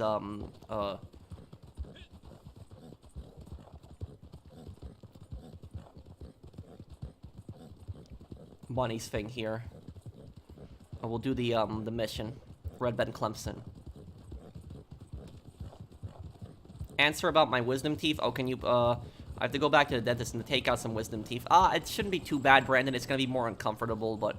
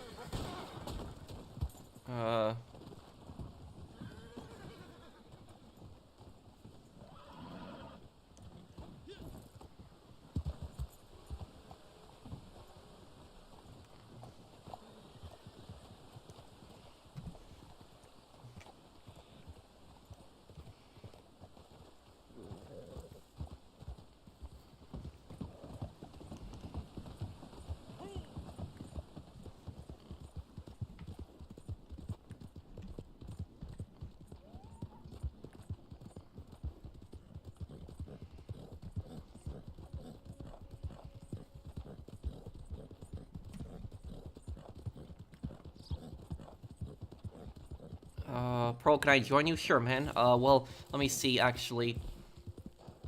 I don't know, legendary bounties, I don't know if they can have more than 4 people. Enver Hawks went after musicians too during the 11th of February Festival of Music in Albania in the 70s, so yeah, he was a hypocrite. He went after musicians?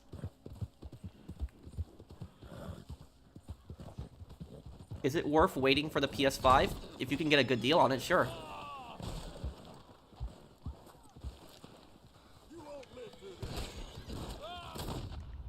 What's the most entertaining or fun part of the GTA franchise for you? The stories.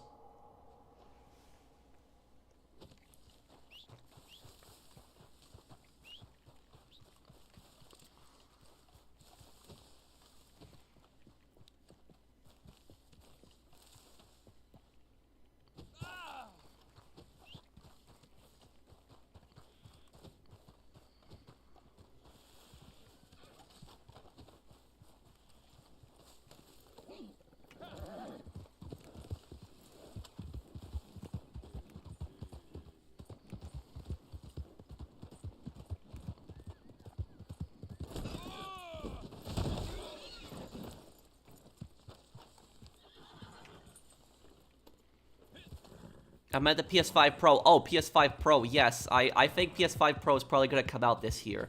Probably, right? This year?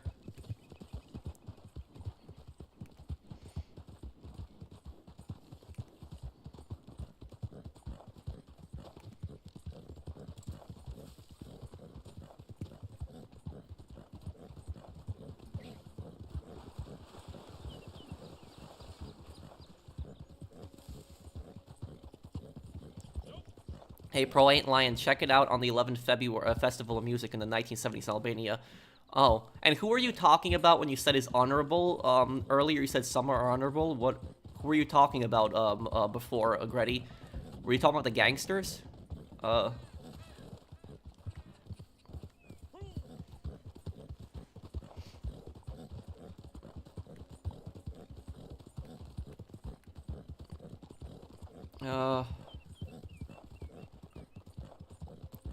Let me see. I found an unused villain in Just Cause 4, and I think, and probably he could have been way better than Oscar Espinosa. Oh, really?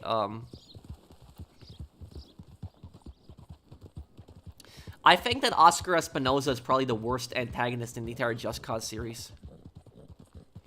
When the PS5 Pro comes out, yeah, I'll probably do a review on it.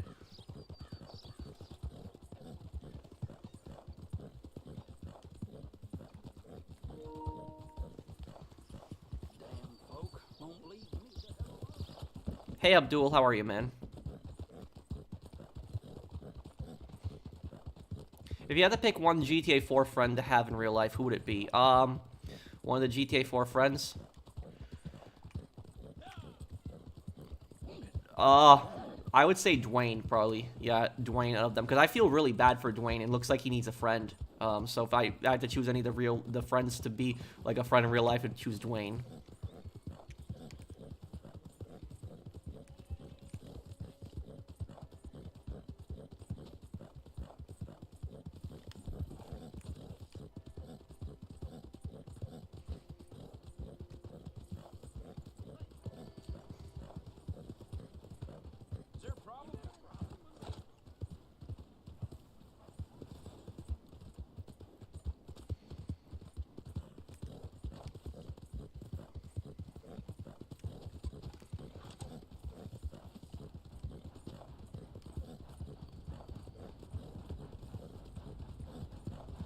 You should do playthroughs of story mods for GTA 3, Vice City, San Andreas, Frosted Winter, Sindako Chronicles, and Shino Vice are pretty good. I want to do the Sindako Chronicles. That I do want to do. Pat, answer about Generation Zero. What's your question?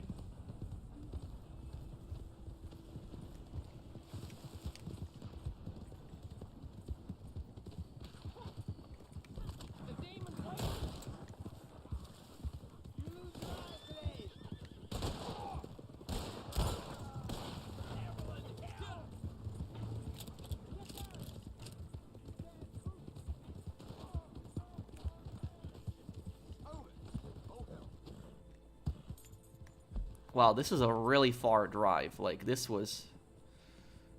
I mean, look at this. This is a far drive.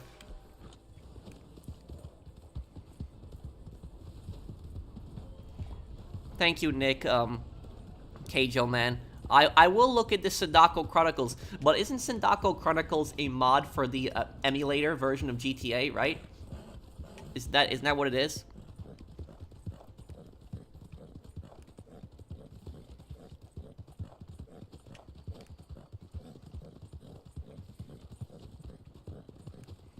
What decade do you think we'd get the first person on Mars? Probably for the next 100 years. I would say, honestly speaking, I know this might sound a bit controversial what I'm gonna say, but I think that space exploration, for the most part, at least now, is a waste of money. Because the thing is, though, is that if we had like the means to actually, like, you know, visit other planets and start building like settlements on other planets, and I'd say, you know, go for it, do it. That'll be at least a worthy investment. But if we're just like sending like a bunch of robots to like some planets, I don't really think that that's a good use of money. Because like that's we need our ocean more. Yeah. So like honestly, I'd rather research the ocean more than I would rather research like some distant, faraway planets. Like how is that helping anyone? It's not really helping anyone. And honestly, the way space travel is these days is space exploration is just pretty much like a way for countries to show off to each other. That's pretty much what it is in this day and age. Like, you know, that's pretty much, if you look at space travel, it was always a way for, you know, countries basically show off to other people. Tell that to scientists. I mean, I'm not disputing what scientists do. It's definitely interesting. What I'm saying is that, you know, we're, you know, using like billions and billions of dollars to like explore all these planets and like, you know, find these planets, but like, what's the purpose of it exactly? I know, like, we gain more knowledge, sure, but, like, we're not actually gaining anything physical. Like, you know, people's lives aren't improving because we're, you know, looking up, you know, space travel and all the other stuff. But what I will say is, the most, do you know what the most realistic depiction I think is going to happen? I think that one day we are going to colonize planets, like, we're going to colonize Mars and stuff like that. That probably will happen one day. But what I will say about that is, do you know what's going to happen when we colonize Mars? This is what nobody is talking about. What nobody is talking about is that when we colonize planets in the future, those planets are going to be independent countries. They're not going to be part of Earth anymore. They're going to be independent countries, because what's going to happen is the exact same thing that happened during the American Revolution.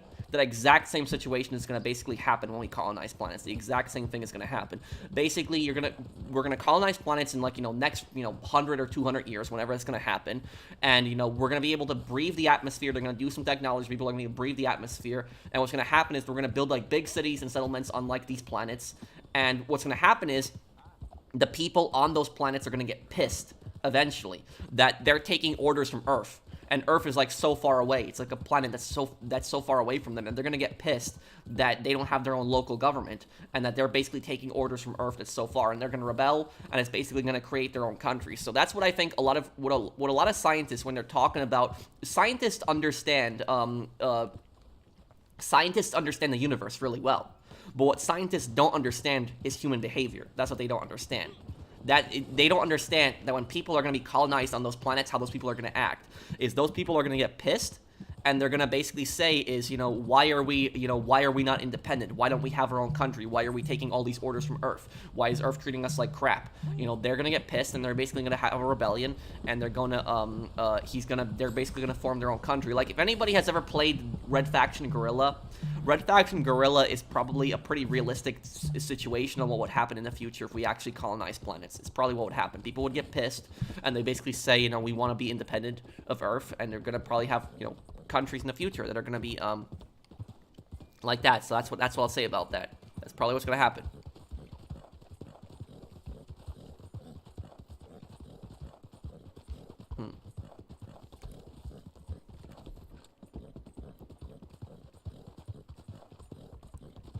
Okay.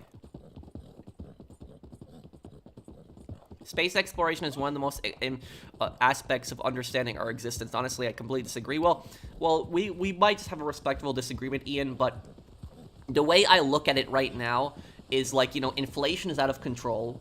You know, the economy is, you know, crap. You know, there's multiple wars going on. You know, why is space exploration needed now? Like, you know, that's the last thing that's on our mind. So that's just the way I look at it. Is I look at it is like, you know, what is it going to gain us? How is it going to help us, if anything? So right now, I don't think personally, I know people might disagree with me. Maybe it's an unpopular answer, but it's my viewpoint is I just don't think that there's really anything to gain from it right now. Let me see here. Thank you, Mordecai. Thank you for the super chat.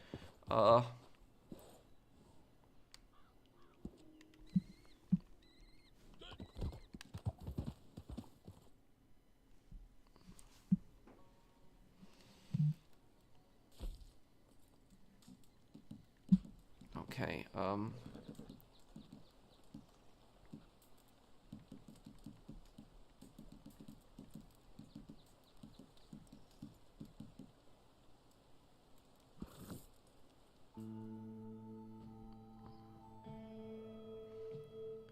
I get you, I get you, Nick. I get you, Ian. I guess we just have a respectful, disagreement. Sindako Chronicles is for Liberty City Stories on PSP. You also have a Ferelli Redemption for 3. Also, Vice City extended features and Stars and Stripes for San Andreas are amazing. I'll look into those. Sindako Chronicles is something I definitely want to play.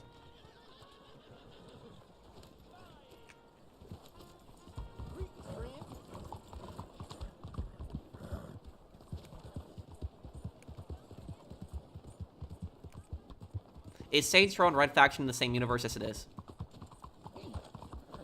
Both games are set in the exact same universe.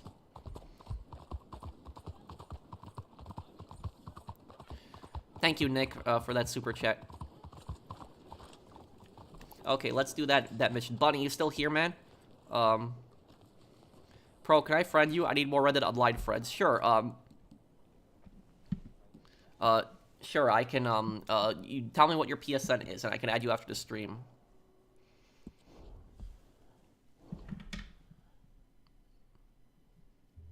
Who else is getting oiled? Wait, what does that mean? BAN, thank you for the super chat.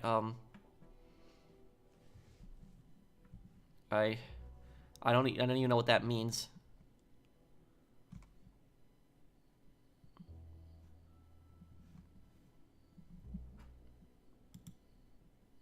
Okay,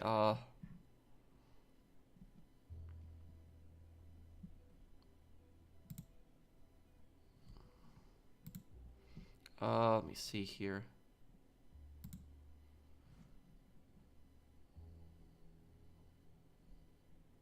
Oh, it was something. I'm sorry, guys. I didn't know what that guy was talking about. I'm sorry. That was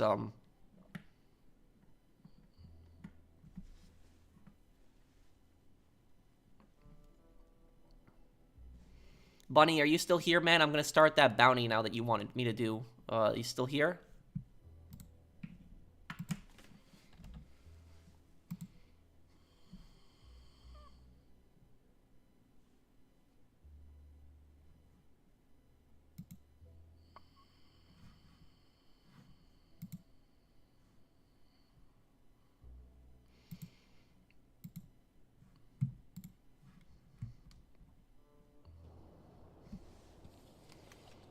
Okay,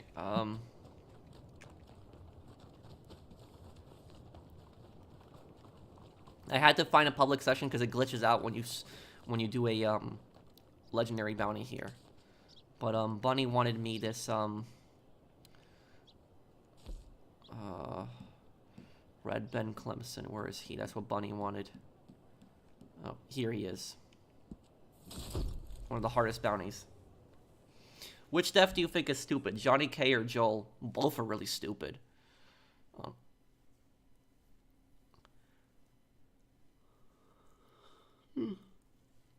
Remember that Miss Frizzle has a magic school bus that can take her students into space, underwater, inside the earth, inside the human body, and more. Oh. That's a really old TV show.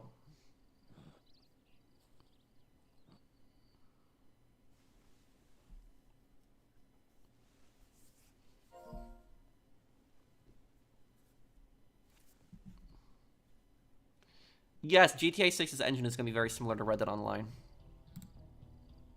Red Ben Clemson. Dresses like he's on the way to church. Acts like he's never heard a sermon.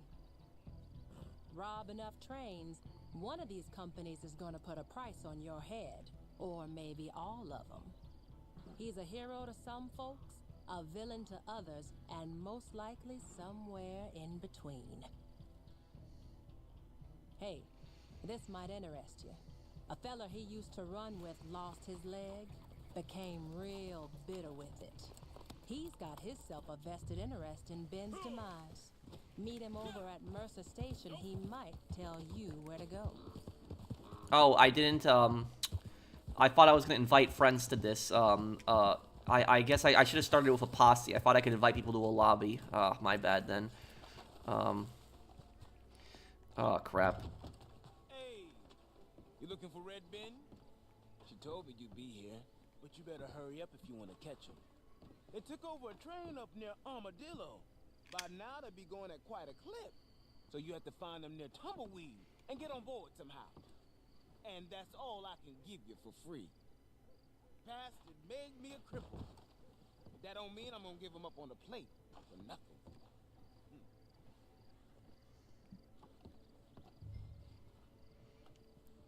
All right then. Let me see. By the time you get to him, the train will be going through here. Get there quick. You'll find him.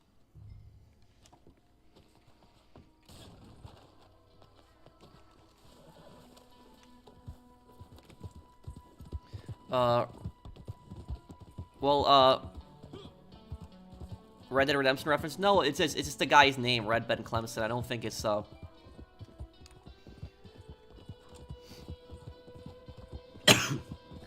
Excuse me, sorry. If this is too hard, I'm just gonna go back and invite people. I thought I was gonna just be able to invite people to the lobby, so I'm sorry about that, everyone.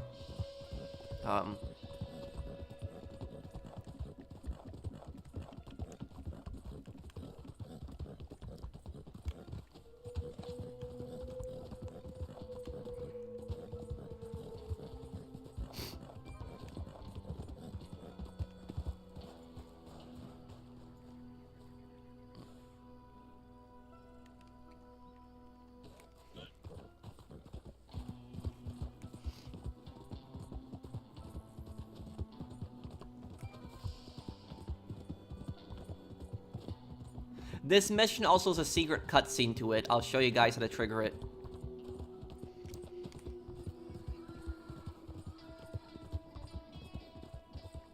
I had a video that somehow blew up 136,000 views. What is it, if you mind me asking, the video?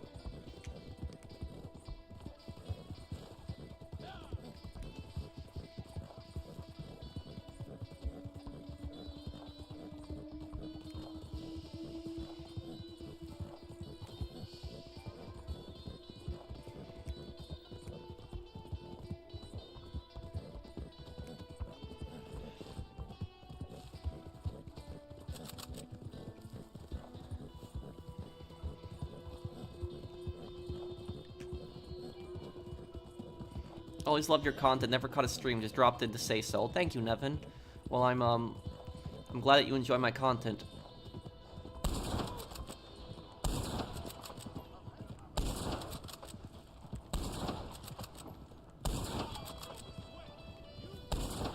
Damn.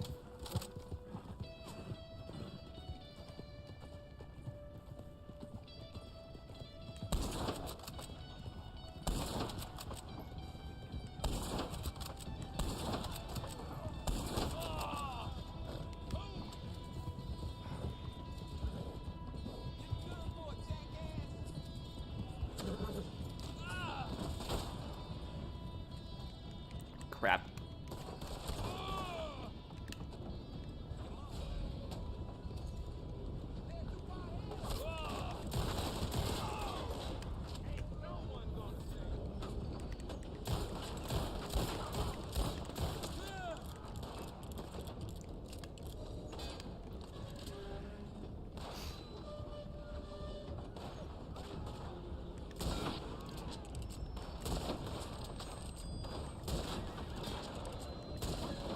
Can just do that.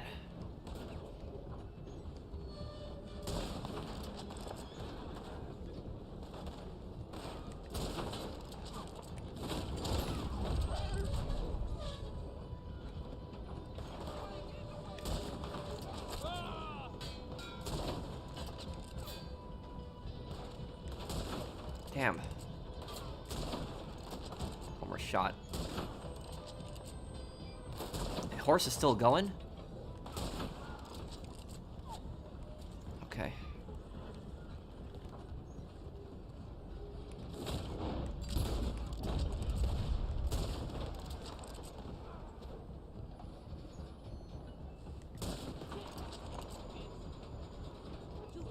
I thought he was about to fall off the train.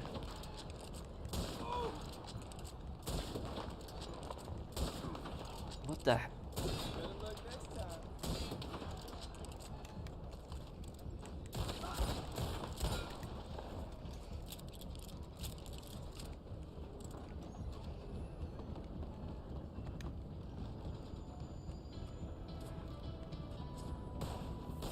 Crap, the horses are back again. I remember this when I did this years ago. I did the guide on this.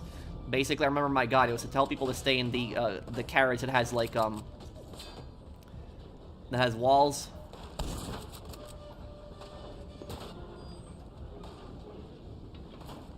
And shoot all the horses and then move up.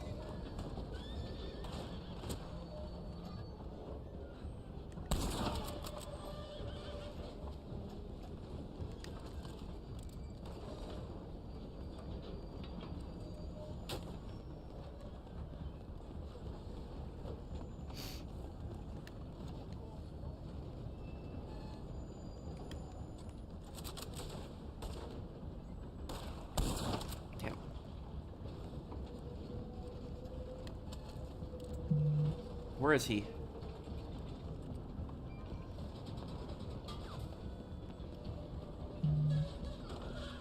No.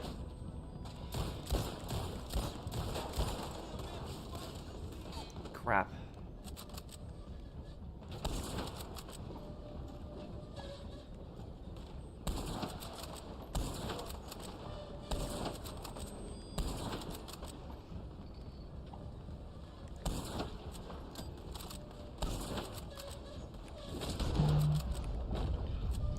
Okay.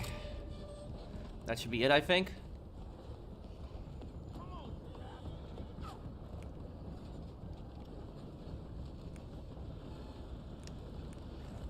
Crap.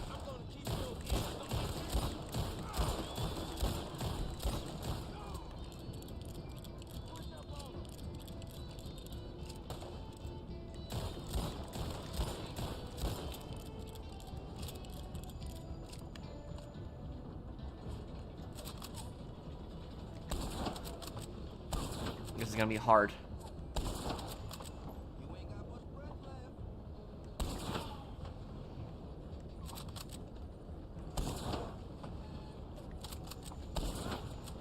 Damn. Oh.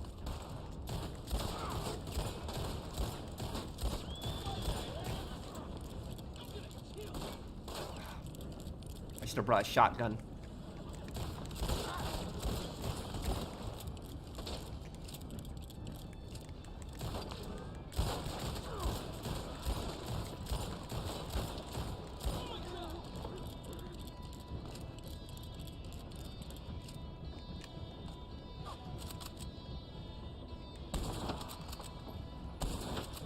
It's definitely one of the hardest bounties in the game. On hardest difficulty solo too. Free aim.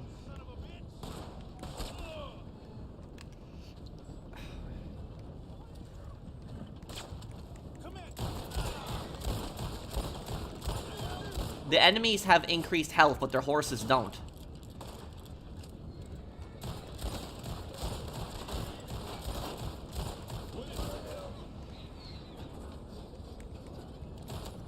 Knock them off and they can't chase you anymore.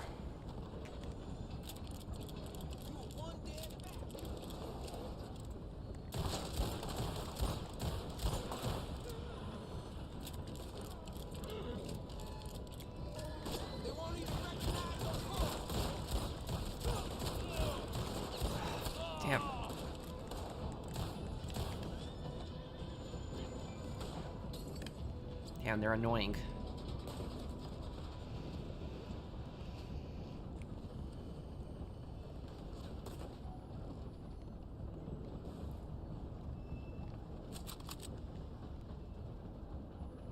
Is that Clemson? That might be Clemson over there, so I'm not going to take the shot, because I know he wears all red.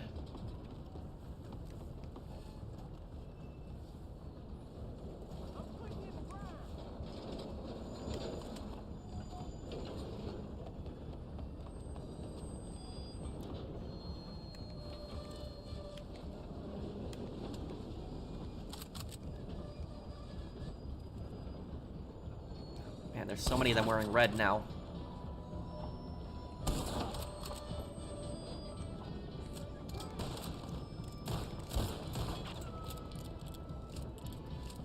I think Clemson is in that cart over there.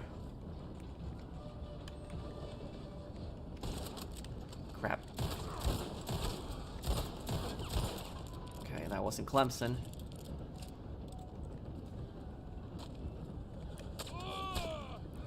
Gotta be kidding me.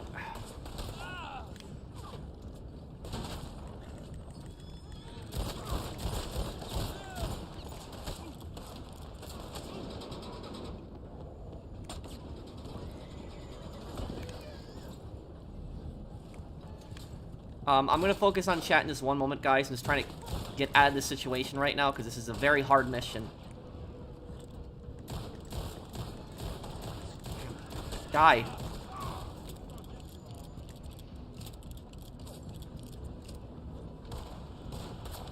Yeah, my guns are so dirty, too. That's why they're shooting so slowly.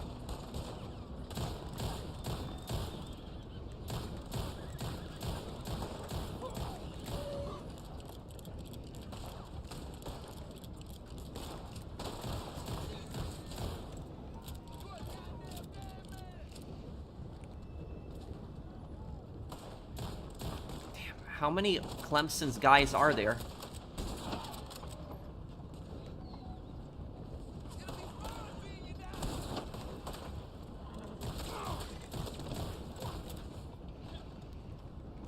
Okay.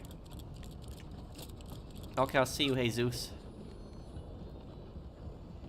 I hate that one casino mission that's like on the roof, in GTA. That roof one is really annoying.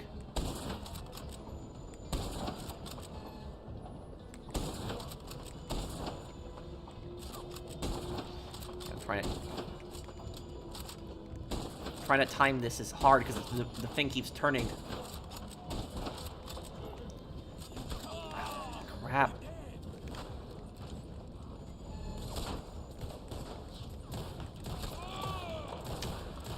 Damn. Oh my god, there's more of them. Yeah, I see how hard this mission is. Oh my god.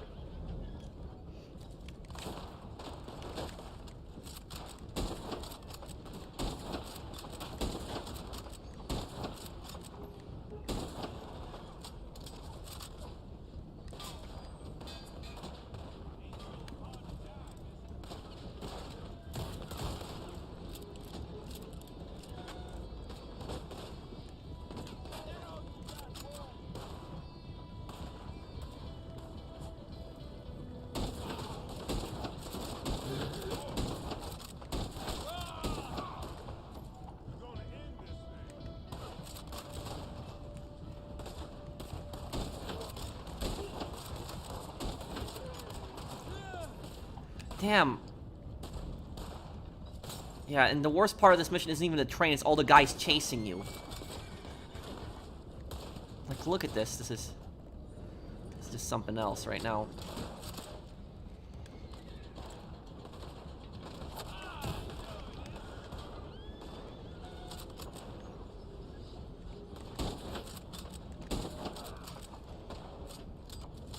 Guess another one down.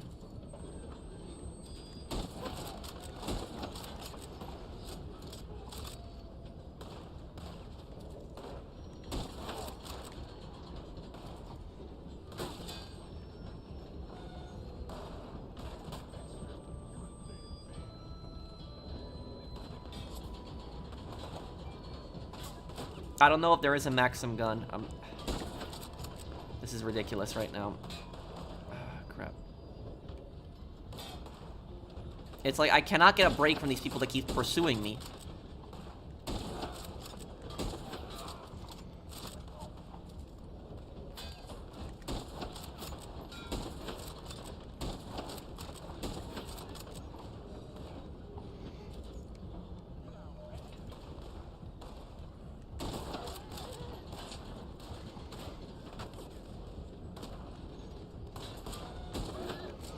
Okay, I almost got all of them. Oh my god.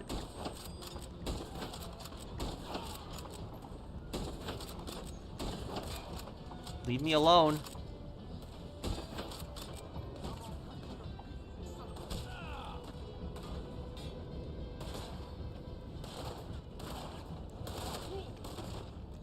Crap. Hey, jackass, you're going to hell today.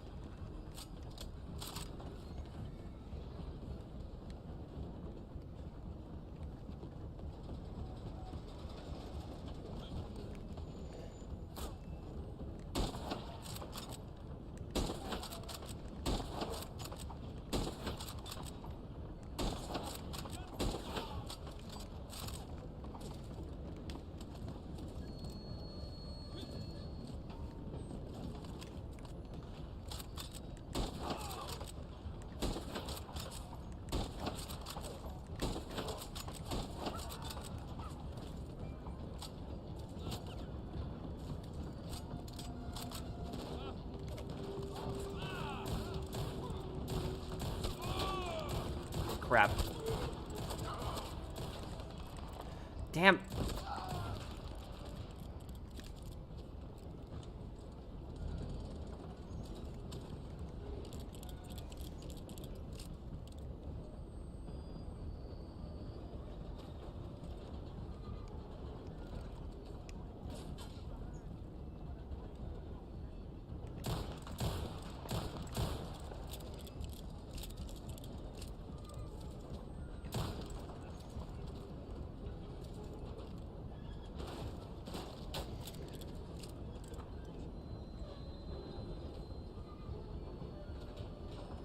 Okay, yeah, this is not an easy one at all.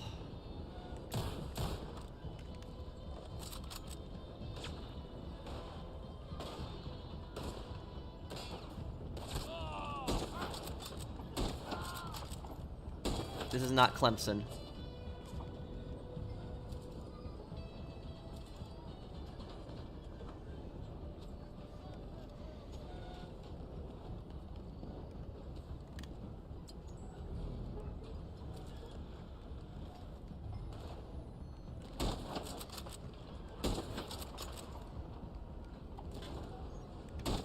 That's not Clemson.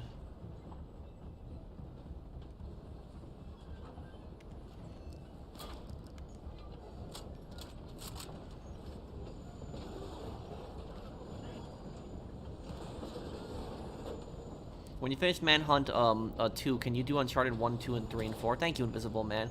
I could look into doing that one day. Yeah, I don't know if I'll do it right away, Invisible Man, because I did have plans for Star Wars Battlefront 2 and Dead Rising, but I could do those games one day. Damn. I never played the Uncharted games, so I think it'll be fun, like, playing them, too.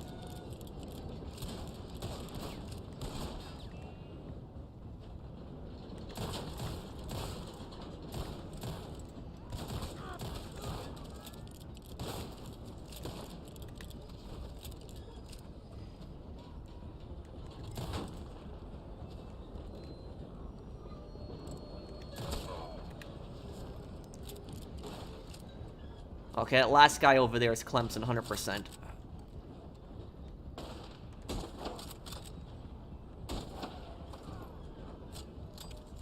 Okay, Clemson doesn't have that much left.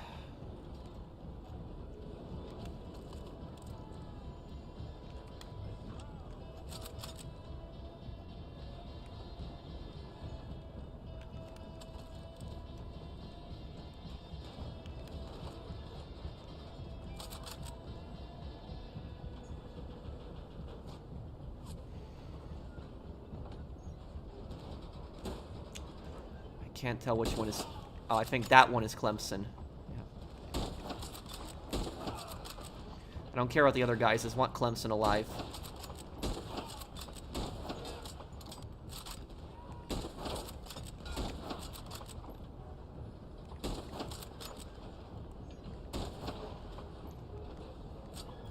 So, there's so many guys up there.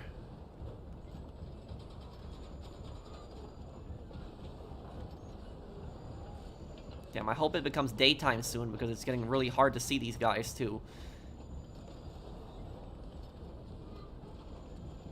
Never liked night missions in these legendary bounties. Love the outfit, Pro. Also hi in chat. Thank you, Joker.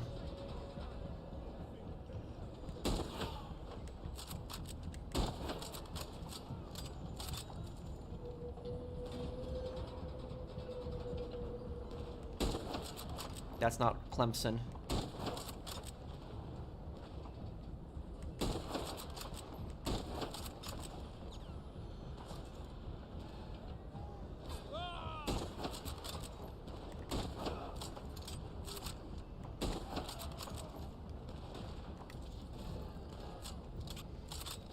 Do you think there'll be less kids online in GTA 6 as a couple story and parents are more worried about racing material and violence?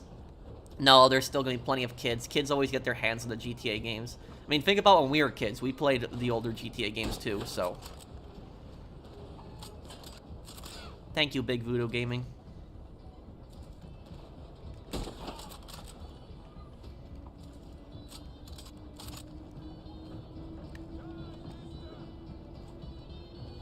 That's Clemson.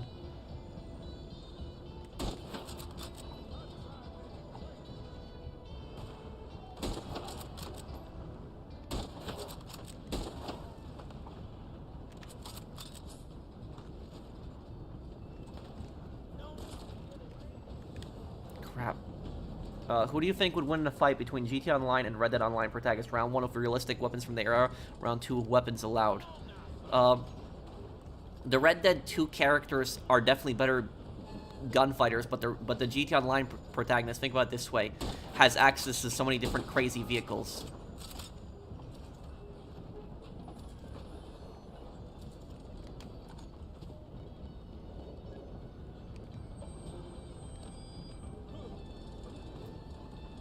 Wrong one.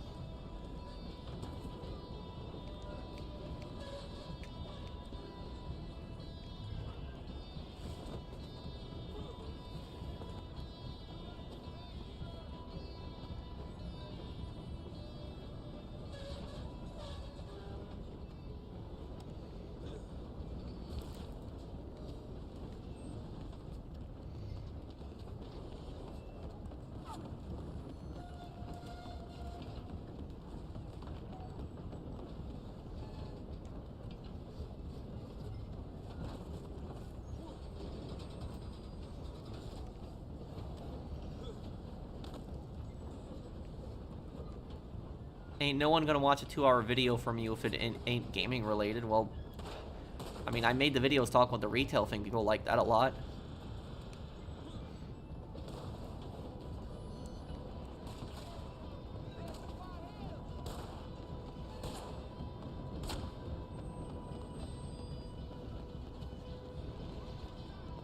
Okay, those two are off the train. Okay, finally, it's daytime. Okay, it's me easier to see now.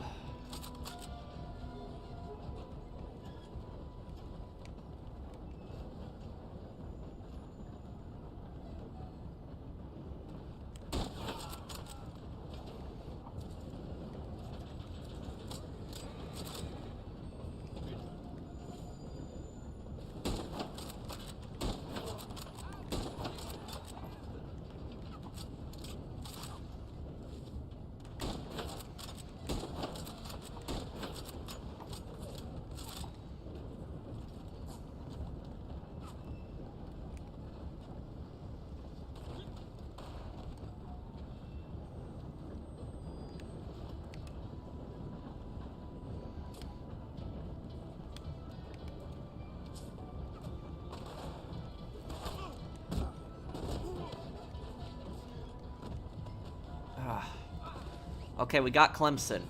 I'll get out of this. How the hell this Okay.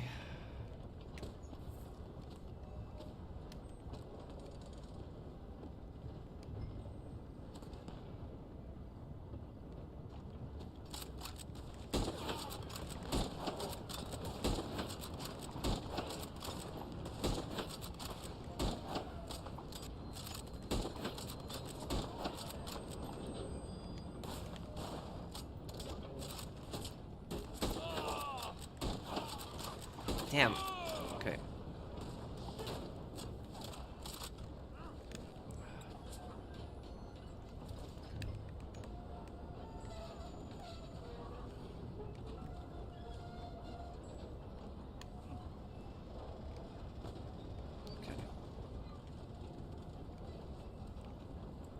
No.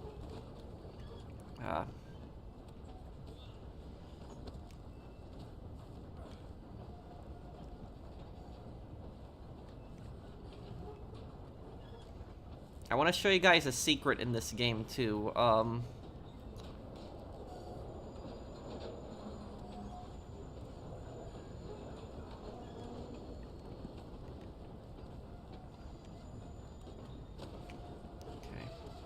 Probably a good place to throw Clemson off here, because there's cover at least.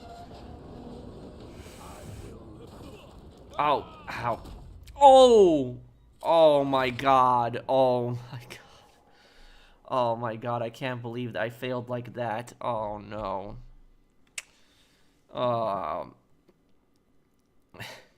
That was all that work to die like that. Oh, great. I like when you educate people on scammers. Thank you, man. Hang on. We'll do that. We will do that bounty again, but I'm gonna get a team of people right now. This is just, thank you, Big Voodoo Gaming. And thank you, Harry. I may have worded the question wrong. Round 1, GTA Online character uses realistic modern weapons. Round 2, hand-to-hand weapons with no weapons. Hand-to-hand, the Red Dead Online characters would win. Modern weapons, the GTA Online characters would win.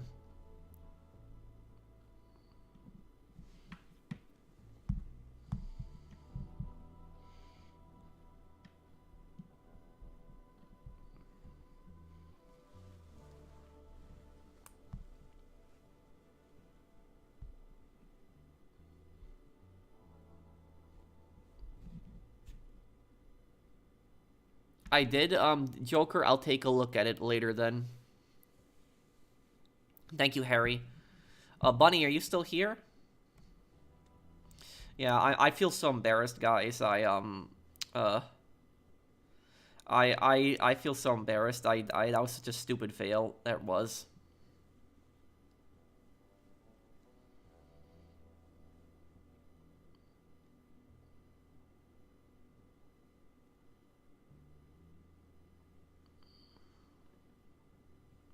When are you doing another Ace Attorney video? Tonight. It'll be later tonight. Harry also donated twice. Oh, and could you do LA Noire and talk about the history? Yes, Nick, I could definitely do that. Yes.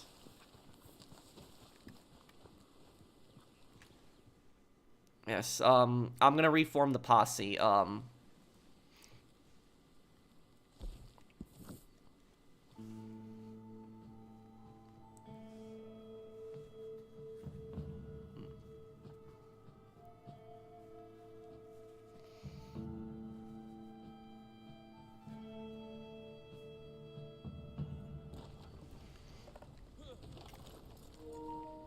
Okay. I know I have to clean the guns. I know that.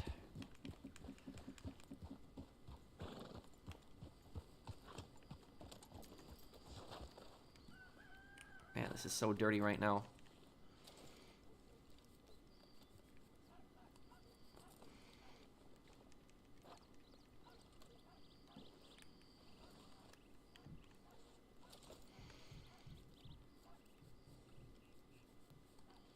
Most unrealistic gun cleaning animation ever, but...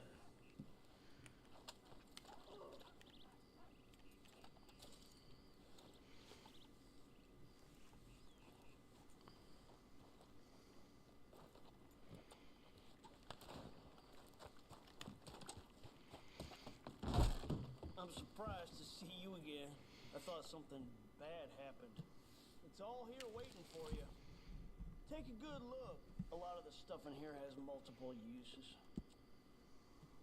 I gotta go have to record an Australian collab for GTA Online. Time zones are messed up because I'm in Belgium. Have a good stream, everyone. Bye. Talk to you later, pro. I'll see you, Joker. Thank you for stopping by, man.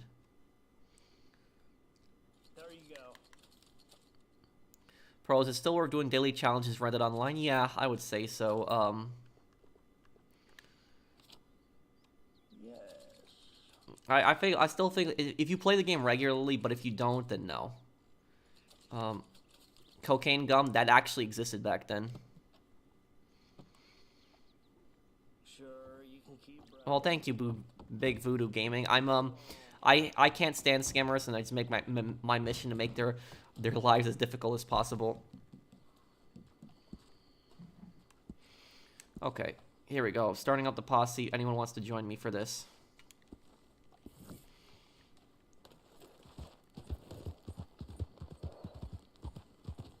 None of the actors got paid in the Wonka case? Oh, wow. Yes, cocaine. You could actually get medical cocaine back then. It actually existed.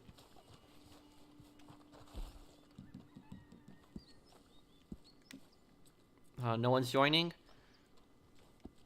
Am I playing on the PS5? Yes, I am. I see you got the a picture of Don Salieri from original Mafia.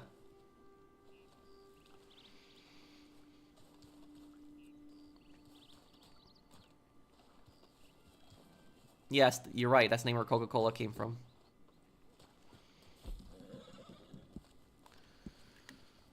Oh, I don't have any members right now. Okay, then well,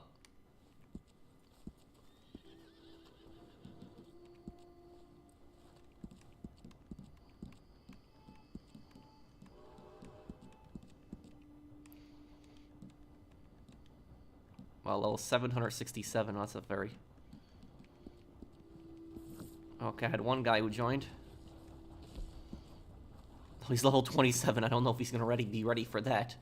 And his name is not ready, too. It's just, I don't know if he's gonna be ready for that. Oh,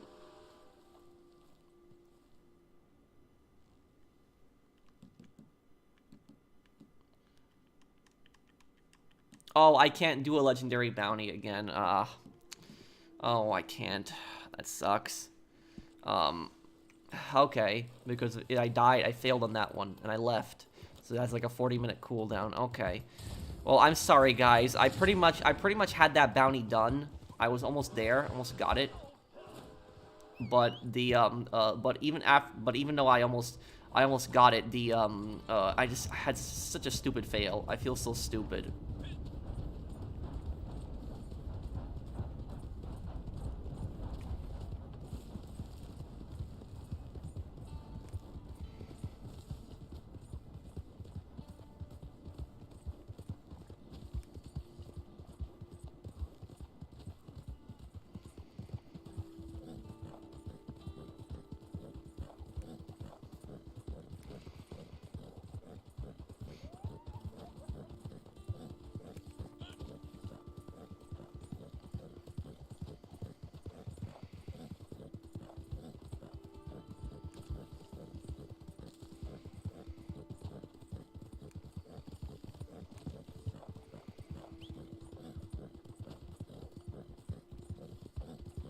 Gun Gale Online? What's that, man? You can try again on your next stream, I guess. Oh, you're here, Bunny. Okay. I'm sorry, Bunny. I'm sorry I messed that up. I apologize. I had such a dumb fail. I shouldn't have died from that.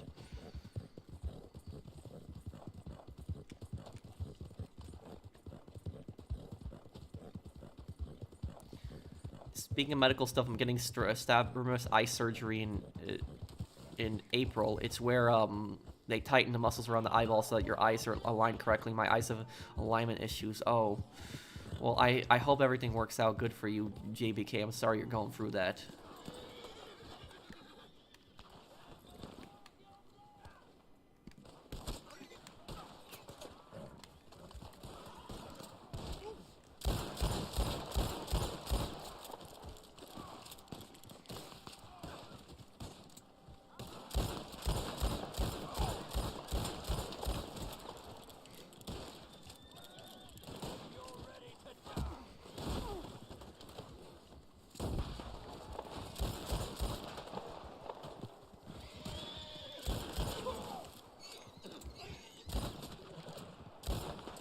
Damn, I...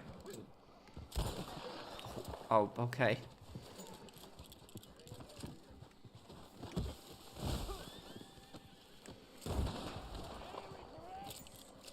I know, people take a lot of things for granted, JBK.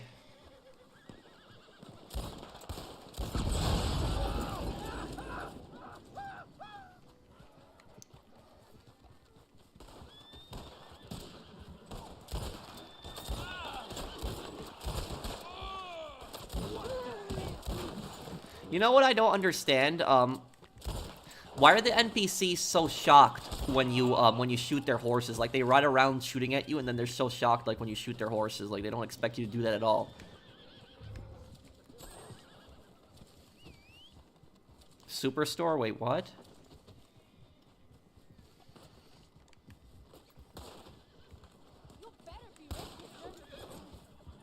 Oh, that was a good one. My first attempt, too.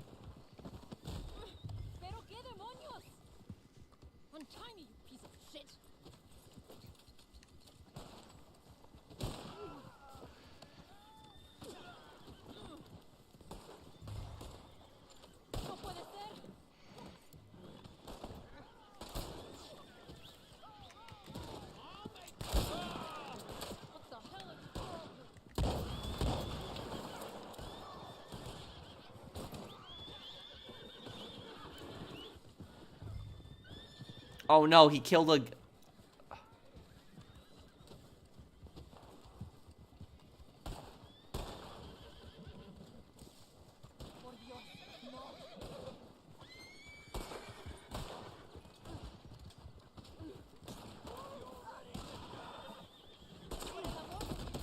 Oh, come on, dude. Seriously, like, I was just trying to get the bounty. I wasn't doing anything to you. Oh, great.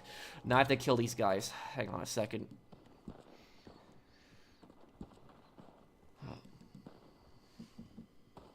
Is it normal? Hang on, I gotta move my camera because I can't even see this here. Okay.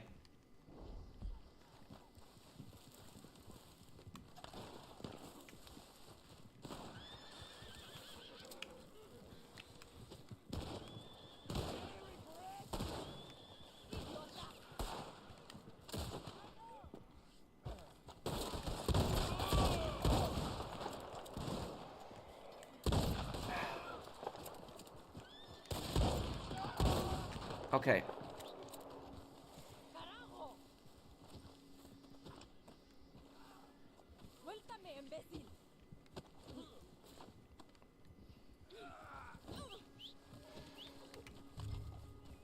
Have you ever watched the Michael Bay Transformers? Some of them, yeah. I couldn't stand Shia LaBeouf screaming for most of the movie, though.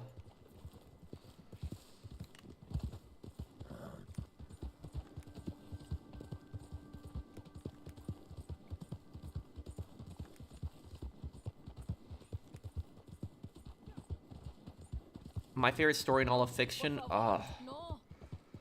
Probably And Then There Was None by Agatha Christie.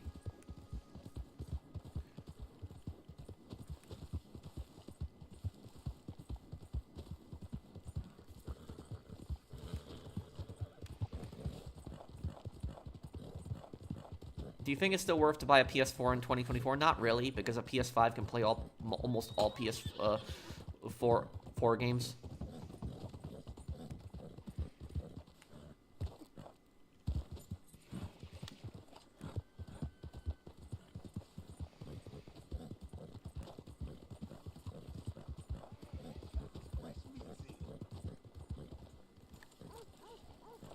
You guys should have seen when this game first came out. I raged once when this game first came out because I spent like half an hour hunting and I got like 20 pelts.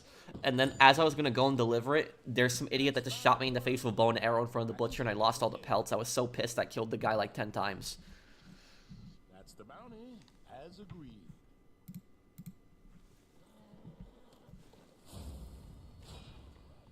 And Agatha Christie's And Then There Was None. It's a detective novel. Okay. Okay.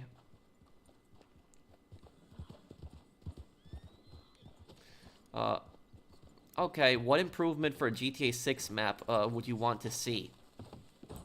I'd like to see a lot of islands, like visitable islands that you can visit and have like stuff on them. Like there should be an option to use boats, like boats, because in GTA 5 there's really no purpose in using boats. Boats had more of a use in GTA 4 than they did in GTA 5. So like GTA 5 there's really not much use to use boats. So I hope that there's islands that we can visit and boats play a greater role in the game. Thank you, Antonio, for the super chat. So I guess I'll wrap up the stream here. I haven't eaten dinner, so I'm starving right now. It's really late. I'll still answer a few questions before I go. I'm expecting another shipment of some items next week. Let me know if you need anything. You're not into fantasy game like Game of Thrones and such? Not really. Sometimes I'll watch some anime that's like maybe like stuff like that, but other than that, not really, not that much. I was watching like one anime that was like kind of like fantasy stuff right now. It's like called the Undead Adventurer or something like that. I've been watching that one. It's like an anime that takes place in like a world like Skyrim.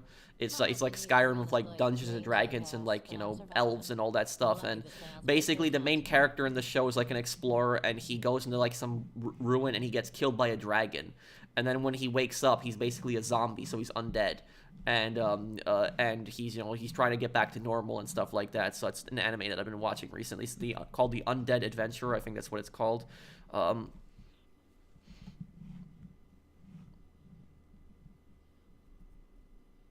Remember, I got this catalog. Did I know Lady Gaga was in The Sopranos? No, I did not. Will I play Watch Dogs 2 and Mafia 2? Definitely, yes. You ever see Superstore? It's a retail work comedy that is available on Peacock, and it covers retail work. Could you ever do a reaction video and breakdown of Superstore? I could look into it. You know, I'll play that game called Night of the Consumer one day, that horror game that takes place in a retail store. I might play that game one day.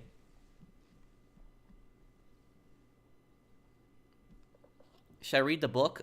Yes, it's a pretty good book. Right now, if you want to stock up. Will they play Outlast Trials with friends? I'm going to see what the reviews are like for the game first.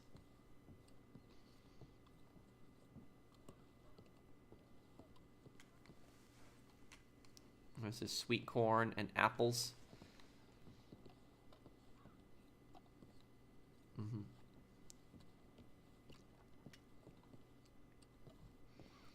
Yes, I would replay Red Dead Redemption 2 one day. So I guess I'll be going here. Next Manhunt 2-part tomorrow. So thank you guys for watching. I hope that you guys enjoyed this part. If you did, do drop a like. And I will see you guys on the next one. Take care of everyone. Have a wonderful weekend, guys.